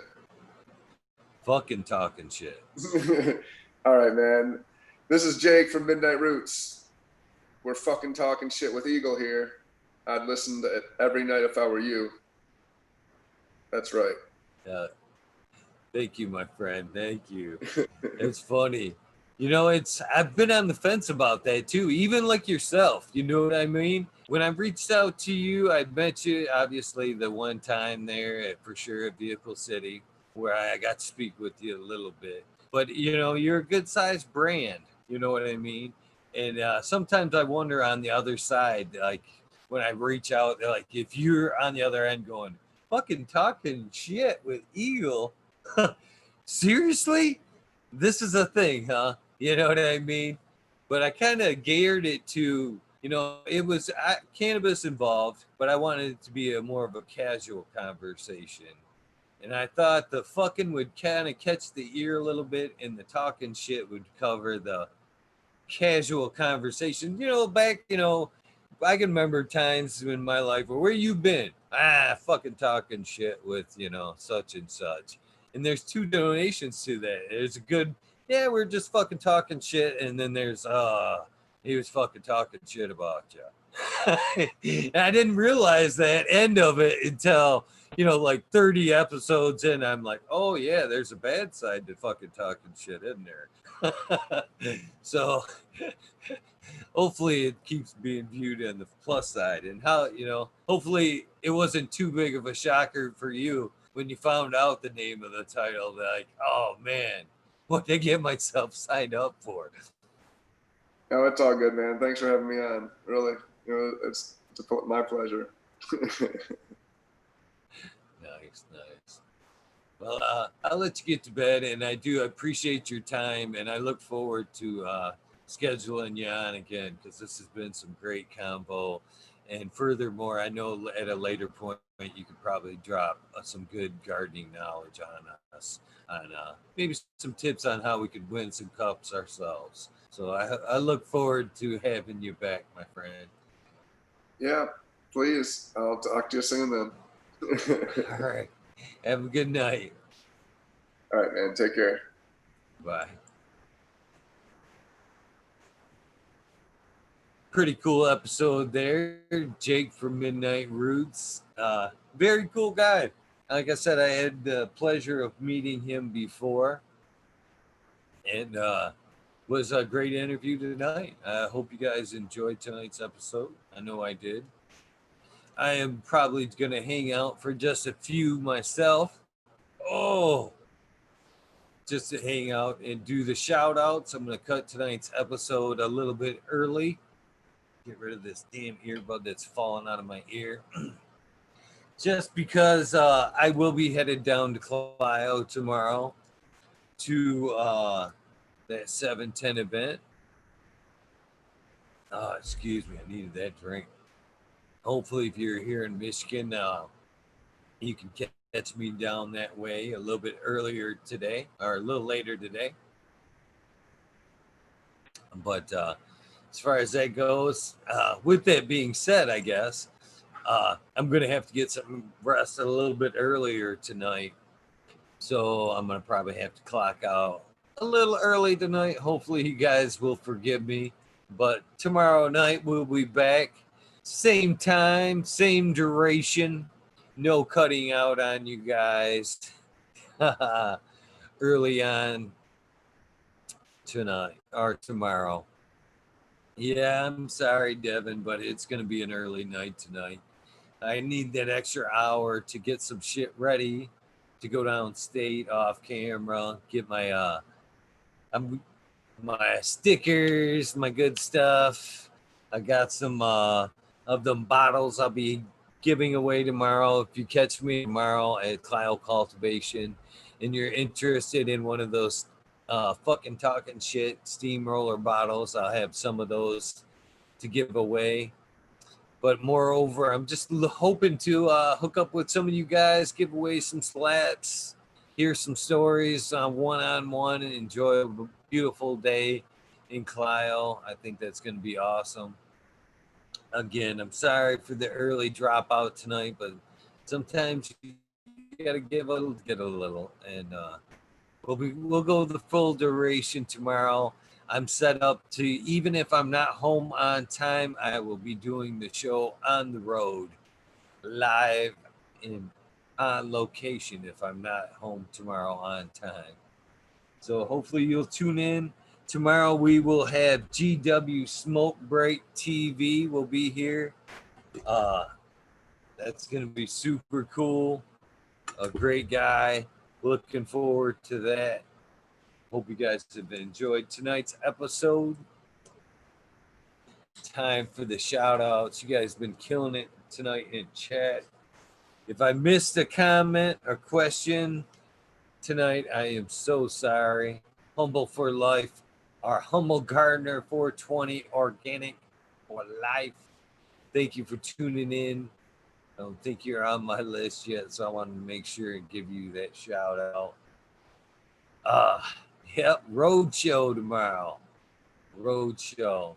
So with that being said, let's get to the shout outs. Jack Greenstock 420 Spartan Grown, Boom Farm, Charlie's Farm 420, Aldrich 25, JD's, Misty's Nugs, Smoke and Grow Fraser, Grow Koski, Twisted Roots, Faded Farmer 420, Jeff Jarowski, Peter Griffin, Evolve 420, Cameron, Bagseed, Jill Carter, Majestic Marks, Mystic Marks, I'm sorry, Ginger Snaps, I Kill, DT, TWE, Rose, Rick Wolf, DLP 2372, Sergeant Pepper, Cannon Trooper, Blind Cat 420, the American one, Purple Thumb OG, UKSIF 420, Sir How, Buddha Boy, Devin, Shipwreck 420, CJ Apple, Medical MJ, Budsville, USA, Rosicrucian Prophet, Chris Martinez, Tara Wilson, Dankman Jam, Dankman 420, Red Setter Farms, Good Life, Bill Sid, Joni Bell, Chicha B, Most Hated Grower, Major General 420 Army, the American One, W Digger 714, Sharate, Kineo Genetic Mountain Skies, Ready to Hit That Fly, Chris Mertz, Ivan, Dirt Road Dude,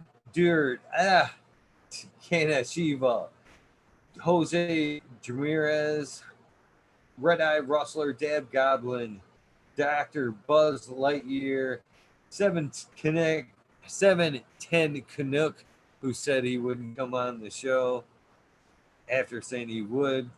Canna Queen Genetics, Stabby, Tanazi, all the great guys over there, Fudor, Dirtman Dan, Black Sail, Spiky Pilots, Stabby, all the great folks over there at Embracing Organics. Great show tonight. Michigan Bros Grow Show.